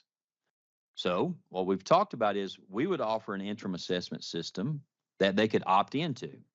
Now, for a little more clarification, our interim assessment system would have very similar to the windows that districts are using now. They'd be a fall, a winter assessment that would align to the summative. We've also talked about what does that look like. We've talked a little bit about how those interim assessments need to have a core piece that assesses grade level standards, but possibly wrapped around that some adaptability measures so that if a student is, we're not only assessing third grade standards, but also too, if a student is in third grade, then we'd have the opportunity to say this student is on the fourth grade reading level or the fifth grade reading level. So those are some ideas as we move forward that we're talking to districts about. Okay, if you want to keep the models that you have now, then you can. This would be in 3.0. Or you can opt into the assessments that we're giving. And of course, our interim assessments would align with the summative assessment, which is a part of that statewide measure piece. And of course, emphasizing the portrait of the learner, the engagement as far as local accountability, along with that, any other measures that districts will want to add in. Now, I'm going to stop for just a second and let Dr. Stafford clean up whatever I've said so far. Just a couple of details, particularly around the science assessment, because it is important. Science instruction and science knowledge and skills are vitally important, as are the social studies and writing skills. So in the framework, the direction would be to expand the offering for all three of those content area assessments to be 3 through 10. As Dr. Fletcher mentioned, that currently in ESSA, science is required to be assessed once per grade band. So currently we have assessments in science once per grade band. And we, in the framework, we are continuing that federal requirement, but expanding it to the other grades so that our instructors could get more information on those off years to signal the abilities and the performance of where their students are in science during those off years, so that they would have more information around that science instruction. The same as for social studies and writing, is shifting that to local accountability, but yet providing that state assessment so that they could have that support if they don't have their own competency-based, authentic demonstrations of learning. So Dr. Stafford, that's a really sticking point for me, in that one of our overarching goals has been less testing, not more. So when you say that about they would have science testing at every grade level in 3 through 10, that's significantly more science testing we've done in the past. Is that optional? Is it still grades 3 through 8 and once at high school? Oh, no, it's right now we do 5 and 8 and once at high school. That's correct. Currently, we have science at 4, 7, and 11. 4, 7, and 11. And so we're in 2.0, it would be 4, 7, and 10, Okay. and shifting that a bit so that. Could offer more. Yes. So in 2.0 right now, it is assessments that are offered in those off grade levels. Option. No, you're saying. No, we're saying that they would be taking assessments in grades 3 through 10 with the accountability parts in 5, 8, and 10, correct? Yes, I think I misspoke. For science, we're shifting it to 5, 8, and 10. So that, yes. So in science, we're testing more and still holding on to the additional requirement for science accountability, even though the federal government doesn't require it. That was the shift for in accountability that we heard from 1.0 to 2.0. So in this framework, the science assessment, you'll see that bottom bullet there, that's assessment only. And the first 5 bullets there with reading and math, growth, transition readiness, graduation rate, English language progress, and climate and safety survey, that would be yield your accountability.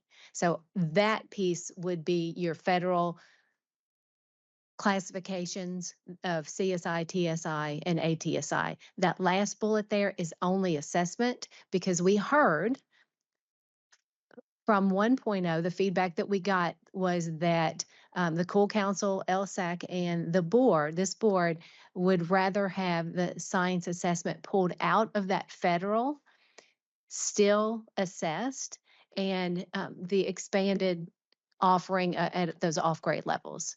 Now, they What's could. confusing me is 4, 7, and 10. What does that mean? Yeah, sure. It'd be 5, 8, and 10. It would be 5, 8, and 10. Excuse me. Yes. So currently in ESSA, the current federal law is that science must be tested once per grade band and reported. So For reporting purposes only. For reporting purposes only. So yes. So that would be our summative assessment in 5, 8, and 10 would meet that federal requirement. Now, for instructional and purposes, so that districts and schools would have understanding of where their students' performance is in those off grades like 3, 4, 6, 7, and 9, that the science assessment would provide that additional And information. some of the discussion there is, would that be opt-in or would that be required? So that's some of the as far as 3.0, of course, 5, 8, and 10 would have to be required.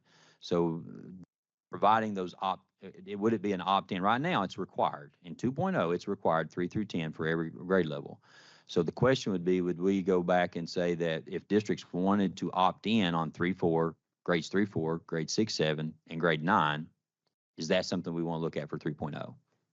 Well, and I would have to say, I don't think we're quite there yet, but I would have to say we absolutely would make it optional. Otherwise, the net result of what we're doing is a lot more science testing than when we started, which was kind of one of our guiding principles. It was a North Star for us, was to reduce the testing burden. So, yeah, I'll give that some more thought, but.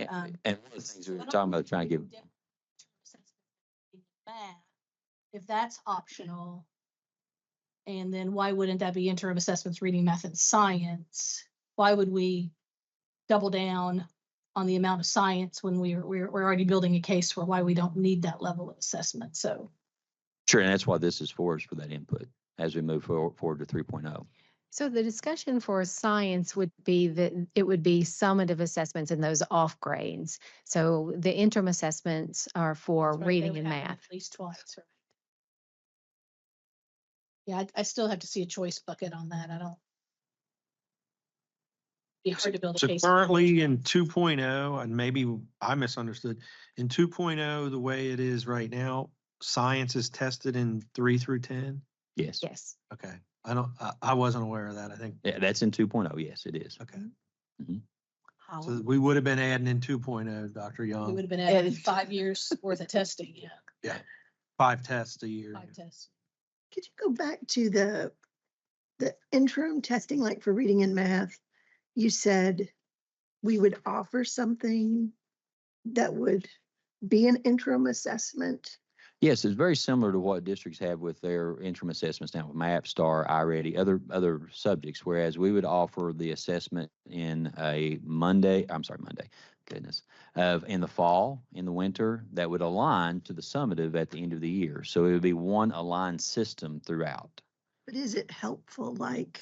Well, that would be a part of the RFP is we would want to make sure that we're providing the same type of instructional data that districts are getting now with their own assessments. So whatever we would add into that RFP to say we would want, one of the things that was brought up at one of them was what type of instructional resources could we have for teachers?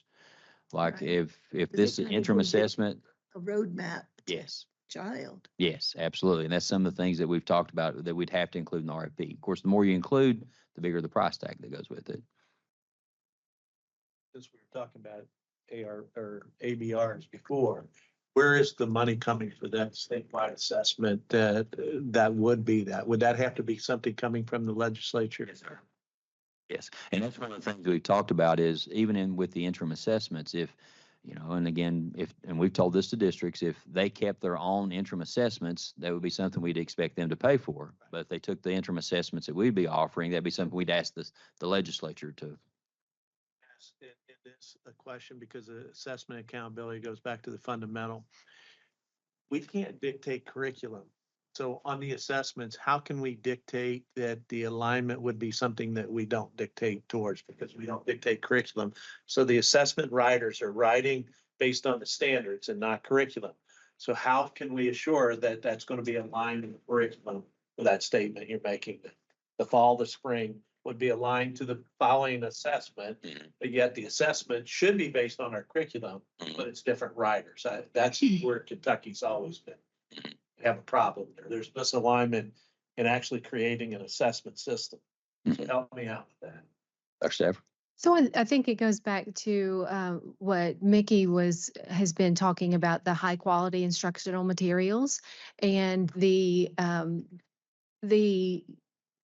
information that is in there in that high level and being aligned. So I think that's a bit of when you're on committees developing or at least committees that I've been on in the past when I was in the classroom, what we would do is we would take our standards, we would take the textbook, the curriculum, and we would determine if it met what those standards are. So I think that's a piece that is a good step toward seeing the alignment of those textbooks, that curriculum materials to the standards.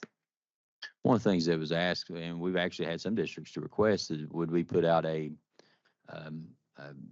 not a mandatory pacing guide, but in the first interim, these would be the standards assessed, and then the next interim, these would be the standards assessed, and then at the end, is our standards for the grade level. So we've been asked several questions like that as we move forward too.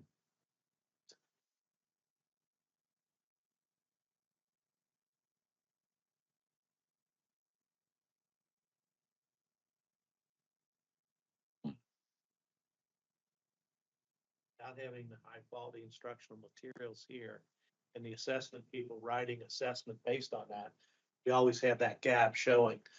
So how are we going to show grade level proficiency, or when we really don't have, these are just questions I have, or we can't say what a 5th grade proficiency looks like right now, or 8th grade, because we don't control the curriculum, just the assessment piece. So how are we going to make sure in the RFP that they're writing assessments based on Kentucky curriculum, based on whatever our highly qualified instructional material is going to be? As part of the review that we have to present evidence and to our it's called a peer review process on our state assessments. Part of that process is we have to demonstrate technical documents and that meet technical guidelines and standards for quality of the assessments. In that process, we have to demonstrate that the alignment of the test is to the standards. So that's when we're developing the assessments, it must be aligned to the Kentucky academic standards.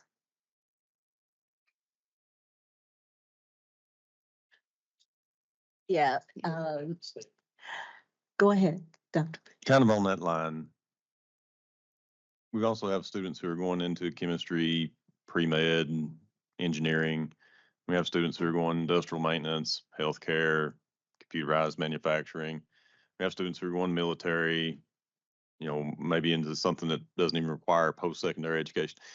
Do these assessments, are we, as we're coming in 3.0, are we having a tiered assessment that kind of aligns with what the math and science needs of each of those categories? Or is it kind of just one across the board, no matter what path you're going down, this is the assessment you take?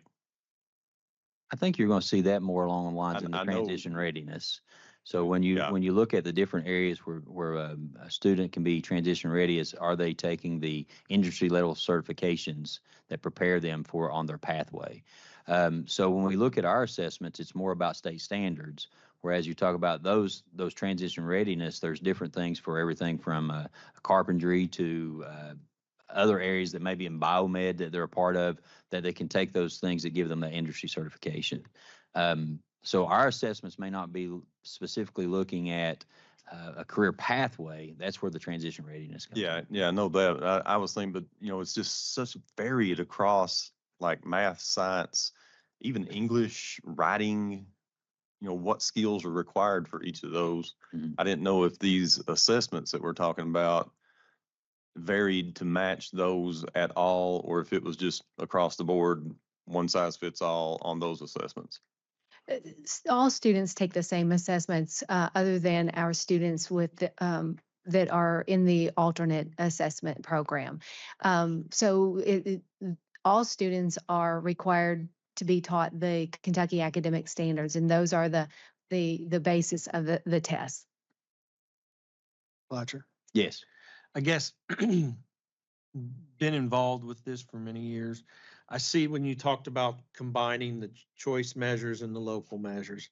And I'm just I'm nowhere near in depth as Dr. Poe is on all of the AP boards. But I guess in my mind, for years and years and years, we told our educational story based on our assessments. That's kind of what we were tasked with doing, whether we liked it or not. That's the story of your school district.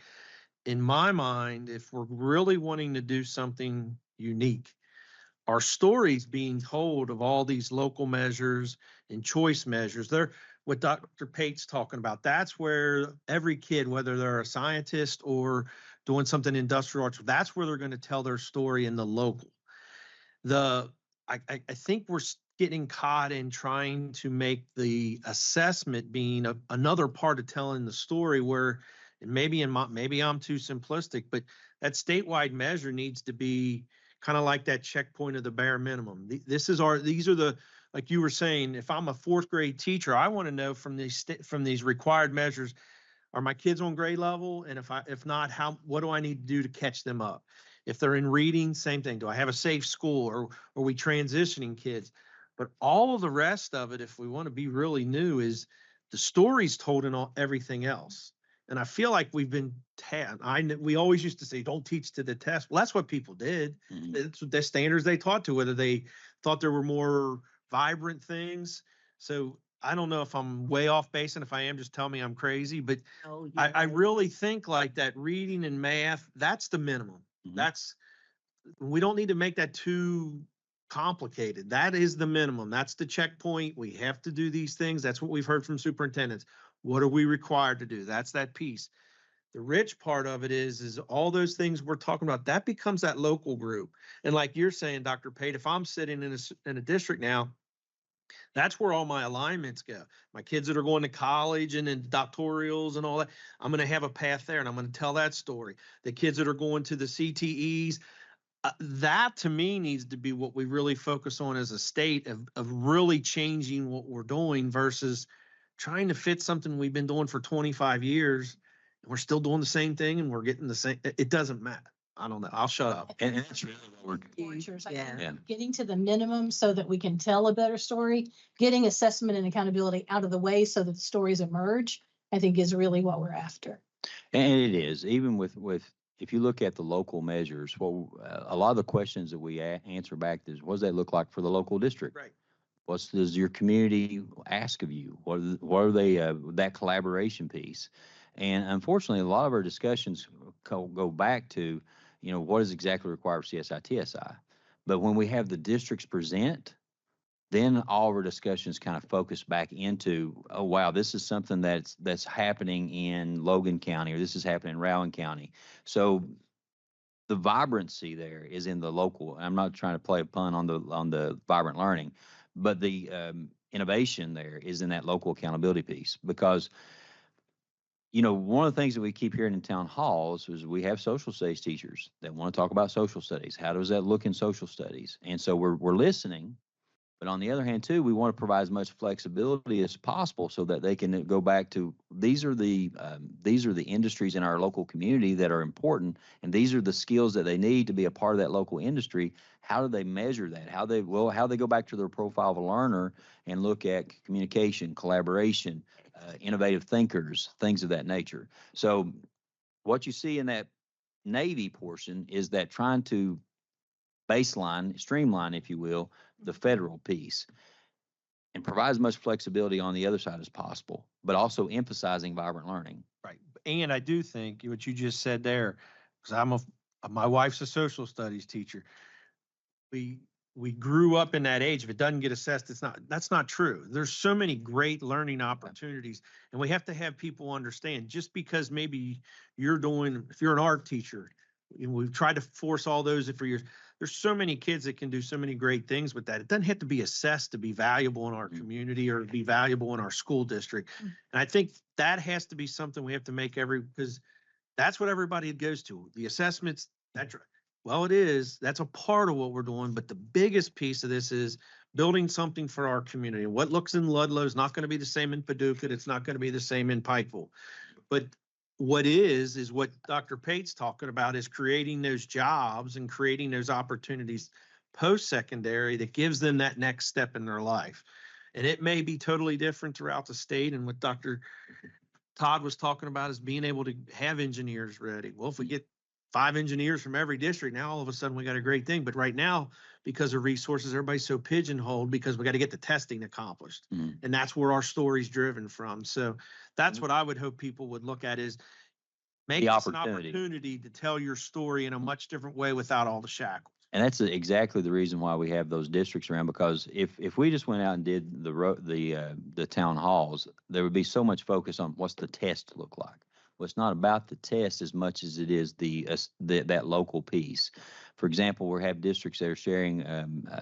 I think Shelby County is one that talked about how students can present their defenses of learning in their native language to people in the community that speak their native language, and then have that in. They're able to celebrate who they are. So again, the focus there is by bringing those districts along to tell their stories of how they're doing their local accountability model. It allows those examples for others to learn from. Dr. Todd. Could you give me one sentence or two to say why science is being treated the way it's being treated? Why is it? And when you say that it's going to be assessed but not accountable, and we've got places where science isn't taught in first, second, third grades in many places, or it's pushed out. So is it just, are we putting it there just to have something to say about science, or are we gonna, and then we have a test that should be written around the national standards, right? Yes.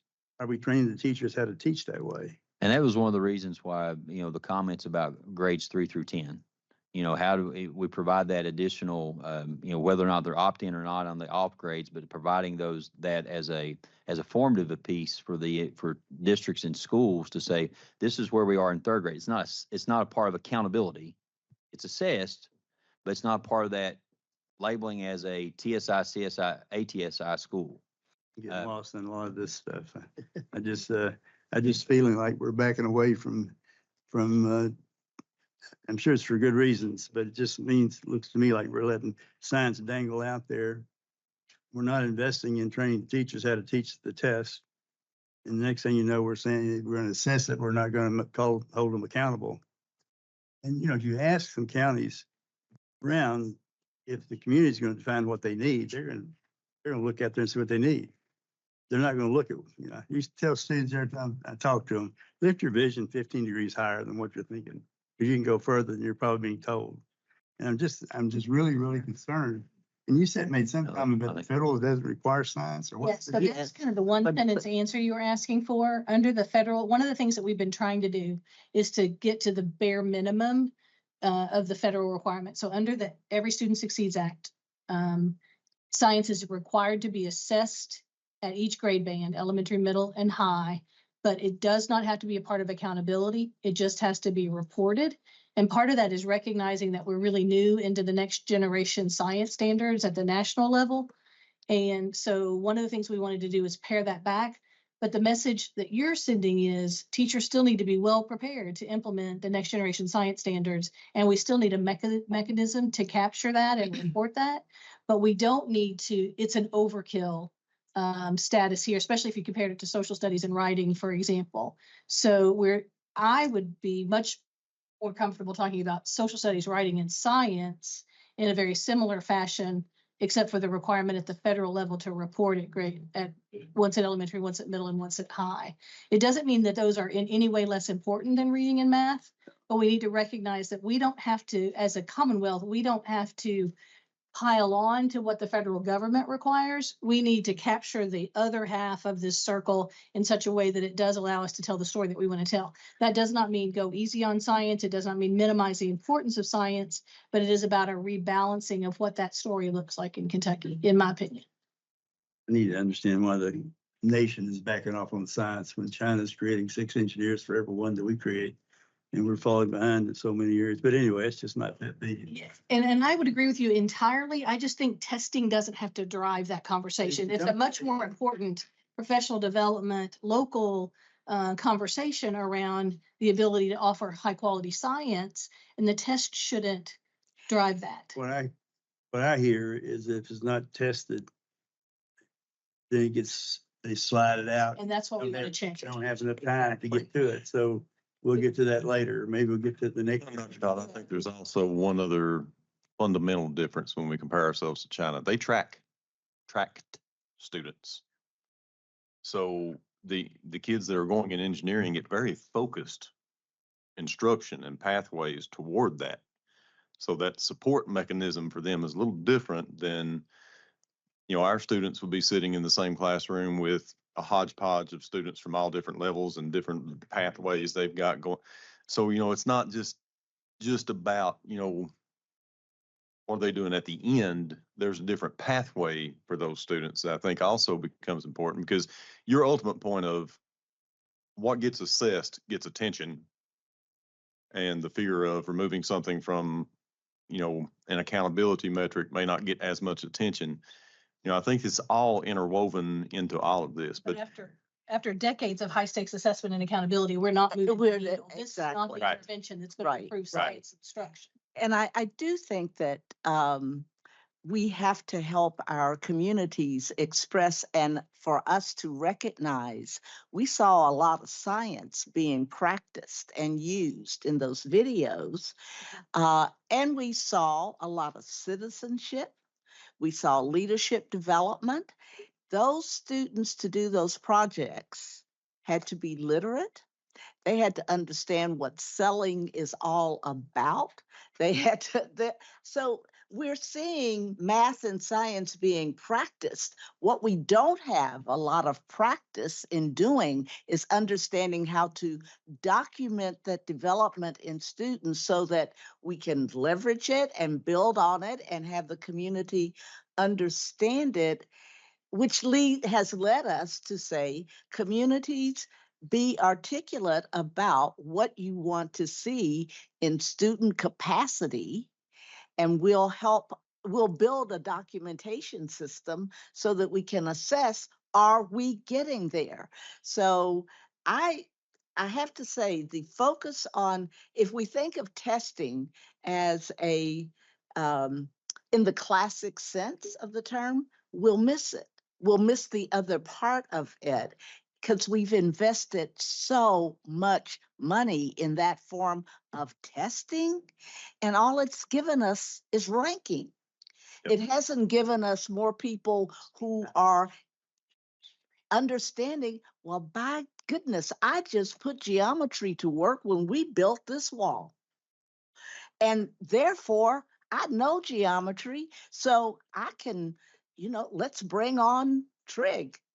I mean, it is help doing it in a way that helps our students recognize their capacity to be an engineer rather than have them be test, and end up with a low score, which might make them think they can't be much. And then we have to rebuild their capacity to come to an academic challenge. So I want us to bring this. I don't want us to ever, ever, ever deny a discipline. I mean, we have to have people understand that's you got to have the knowledge, but nowadays, it's, do you know how to use the knowledge to get something done that really that needs doing? And so the assessment can give us one small piece of the data. And Dr. Todd, I do want to ask you to continue to hold us accountable for, I'm going to say, discipline, integrity in what we're doing, what we're calling vibrant learning. Feel better if the science standard that was passed, which really challenges teachers to teach kids how to think, not memorize numbers. And that breakaway down there to the lower right, we get some funding so that we can teach the teachers how to teach. I went to a summit meeting the other day, and there's a wonderful amount of high quality instruments that are available now, but there's no PD to teach the teachers how to use it. Right. There's no way the districts have money to buy it. So, we might as well just face it. Mm-hmm. Have kids kind of do projects and say, yes, it's cool. But there's a lot of difference in that and having some kind of a program which teaches them how to go from a problem to a solution. And that's what industry really wants. They want people to be able to think critically and given a set of circumstances. And that's what bothers me about the science scores now on the test that's being given. The test, I think, is written around the standard, and we're not teaching that. Therefore, they're not going to hit. But this kind of test doesn't promote that kind of thinking. But I would hope that when we get the ARs, somebody will put some money into science.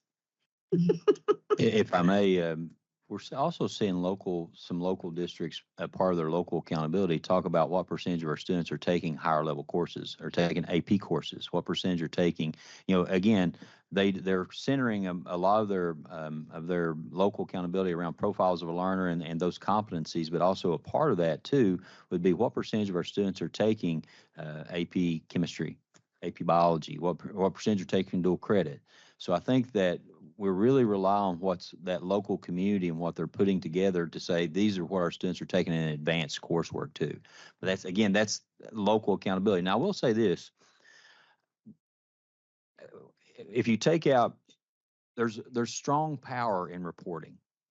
And if you look at science being reported on its own, there's a bigger lens on science than if you just make it part of another formula.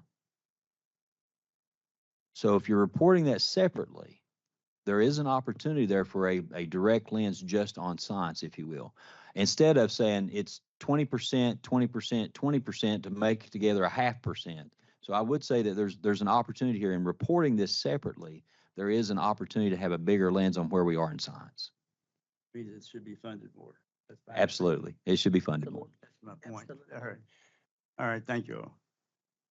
And one of the other things too, and I apologize that we've taken more time here, but this is great discussion. Thank you for that. Thank you so much. And then again, we'll be taking these ideas into 3.0 and come back to you later on. But I will say, if we could do the next slide, please. We understand too that our goal is to have this presented in the 2026 General Assembly, but we understand we just can't flip a switch. There has to be a pathway, an onboarding time period for districts. We'd have certain districts that would be a part of a piloting phase, even in to have, this is what local accountability looks like. Of course, they would already be taking the statewide, the federal piece already. So onboarding them into, these are the groups that are ready for piloting. And then start that collaboration process where districts are working with each other. Our goal would be to facilitate those networks and then expand that into more districts and applying lessons from that pilot phase. Of course, we have a lot of districts in L3 that are ready now in that pilot phase to be ready for that local accountability portions. But a big part of this is building those networks, having districts work together to say, this is what a local accountability model looks like. You know, in all of our town halls, people seem to be genuinely excited about the opportunity for this local accountability, but they're also a little scared as what does this look like? And unfortunately, sometimes they're waiting for a framework to be given to them. And I think the best way to make that happen, instead of just saying, we need to try to remove we need to have as much flexibility as possible from us to allow that creativity to grow. And then also too, to actually address the needs of their local community and what their local community expects of them. So again, to allow people to work together to see what that looks like, I think is so important. Then expand that. And then you actually get into the sustainability phase where we have the local accountability systems in all districts. So again, you just can't flip a switch in 2026 and say this is going to happen in the fall. What does this look like moving forward? And the other thing too is we don't want the accountability model to change. Well, if you look at the local accountability piece, that's up to you. What changes are occurring in your district that would require an accountability? It's more nimble. You can make those changes. Matter of fact, we have one district, which we have several districts that have gone through different iterations, but I'll use Fleming County as an example. There's some great work going on in Fleming County. He's on local accountability model 4.0. 4.0. And one of the things that Dr. Kreisman put out there was, I remember he was talking to some other superintendents at 3.0 and just sent it to his superintendent, say, okay, give me some feedback. After hours and hours and years of work, the superintendent said, this is too busy. This is too much. This is just too many numbers. So he tried to make that more accessible, more readable, more transparent, if you will, for the local community, just based on that input he has from other superintendents. So when we build a system together and lift each other up, that's a lot better than saying you're red, blue, green, orange, yellow. It's about collaboration and making sure we get the best product for all kids. And we've had several superintendents that, and I can say over the years that I'm very pleased to hear from my colleagues and my former colleagues of, we really don't care where that heart surgeon came from. We don't really care. He actually, Danny, Superintendent Atkins said, I don't really care where that heart surgeon came from as long as he's the best one or she's the best one available. And so that's the kind of mentality we want. We want to make sure that every single student has vibrant learning experiences that's relevant to them, and how do we expand that? And then the struggle we have, Dr. Young, is how do we get away from that mindset of we have to give a test, we have to give a test? We have to get away from that mindset, because just because we want to make sure we support districts, but also give them the flexibility to develop what their community desires. It's a mindset shift. It really is. Yeah, testing as an intervention does not improve student learning. And if we go to the next slide, and I'll try to wrap up here just a little bit. Karen Dodd has given us some great numbers here. And we'll go on to the next one. Karen, Jennifer and I have talked. You want to talk about this piece, so that way you can go over it? Okay, so here you can see all of the town halls that we've done so far, and I've got a few of the numbers on there broken down, but overall we've had over 400 folks attend these town halls, and we still have 2 more to go. The next slide shows the ones still to come. Of course, February 4th is already passed. We did have that. That was probably our largest one. We had at least 100 people at Southeast South Central, so that was really great. That tentative date of the 27th is a confirmed date, so that will be up in Northern Kentucky. You can go on to the next slide. So the way that these have been structured, we have Dr. Fletcher who kicks it off. He gets 10 minutes to talk, and he's been staying pretty much within that 10 minutes. And then we have someone from the Office of Continuous Improvement, Sarah Snipes, or someone from her team, the Division of Innovation, who talk about what a vibrant learning experience is.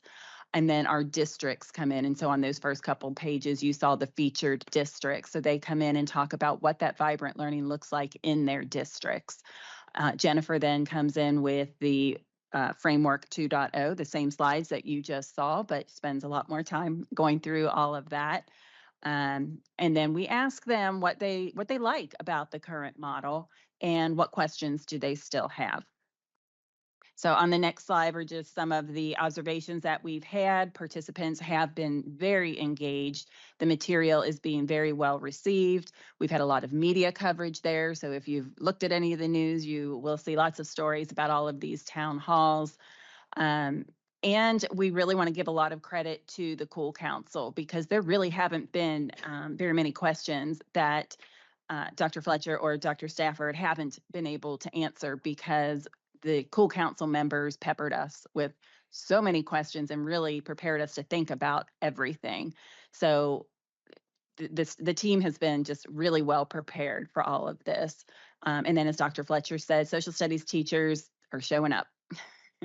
On the next slide, just some of our wows and wonders. I won't go into all of this unless you want to talk to it. So those are in there if you guys want to see what they've been excited about. And then on the next slide, just kind of some of the things that they've been wondering about.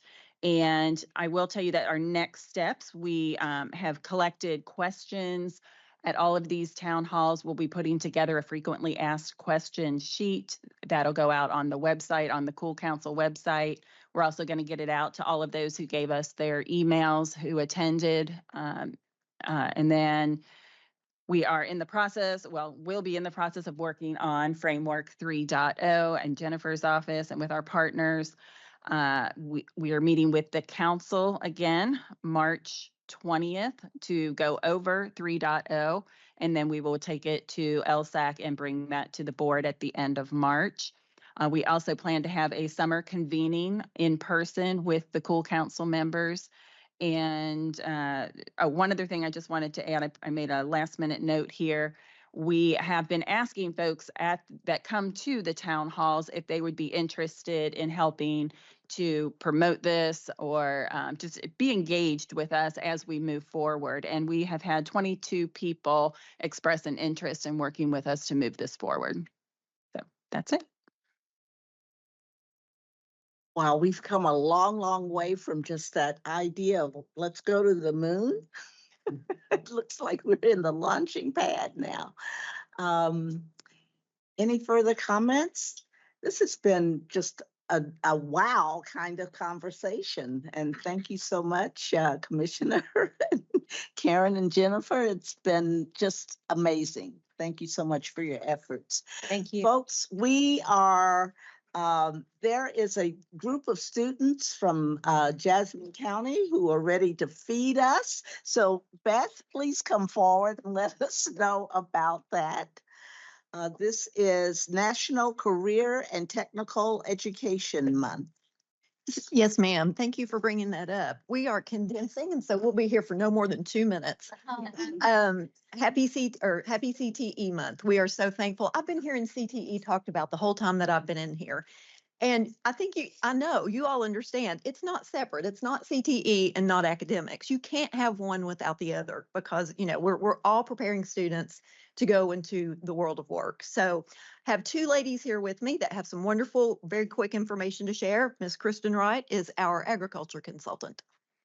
Yeah, thank you, Dr. Hargis. I'm super excited to share that we're going to have the first ever All-In for Ag Week. This is going to be taking place in March, and this has been a collaboration between KDE, KDA, and also the Lieutenant Governor's Office, which is super exciting. And yesterday there was a big announcement at the Rotunda regarding that. So I encourage you to check that out. You guys were talking about the science standards, and we're going to be hitting that at the elementary school level. So that is super exciting. We hope that every single teacher in the elementary school will take this to heart and promote agriculture as well as science during this week in March.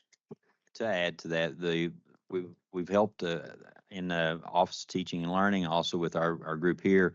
We've developed lesson plans for teachers that could take the 5E method of instruction on pollination and erosion for that week to help with our elementary teachers to be able to incorporate. It's part of our standards, and then took that and put it into, these are vibrant experiences that students can have with field trips and other areas. So this All In for Ag Week, again, Commissioner Shell, I don't know how people keep up with this guy. He is full of energy. He's so excited about this Ag Week. Lieutenant Governor, if you say education, she smiles from ear to ear. And then to all the people here at KDE with OCT and OTL and the work that they've done, thank you so much on getting us to where we are now. We're very excited about this. Definitely a special thanks to OTL. The lesson plans are phenomenal. We will share all of our slides with you during the State Schools Committee the next time that we have that. So we're not holding out on you. And now I'd like to turn it over to Lauren Graves. She's our new policy advisor that started with us in October. Thank you. Good afternoon. I just wanted to let you all know that our career and tech student organizations are having their regional and state competitions in the upcoming months. And so if any of you are interested in judging, we would love to have you. The dates are actually in one of our slides, but we can give more information if you're interested. So now what we want to do is conclude here and invite you all down to have lunch prepared by Jessamine County Culinary Arts students. They're very excited to talk with you all. And that will be in room A. Yes. Thank you very much. Thank you. This is a lovely way to bring to closure a really intense meeting.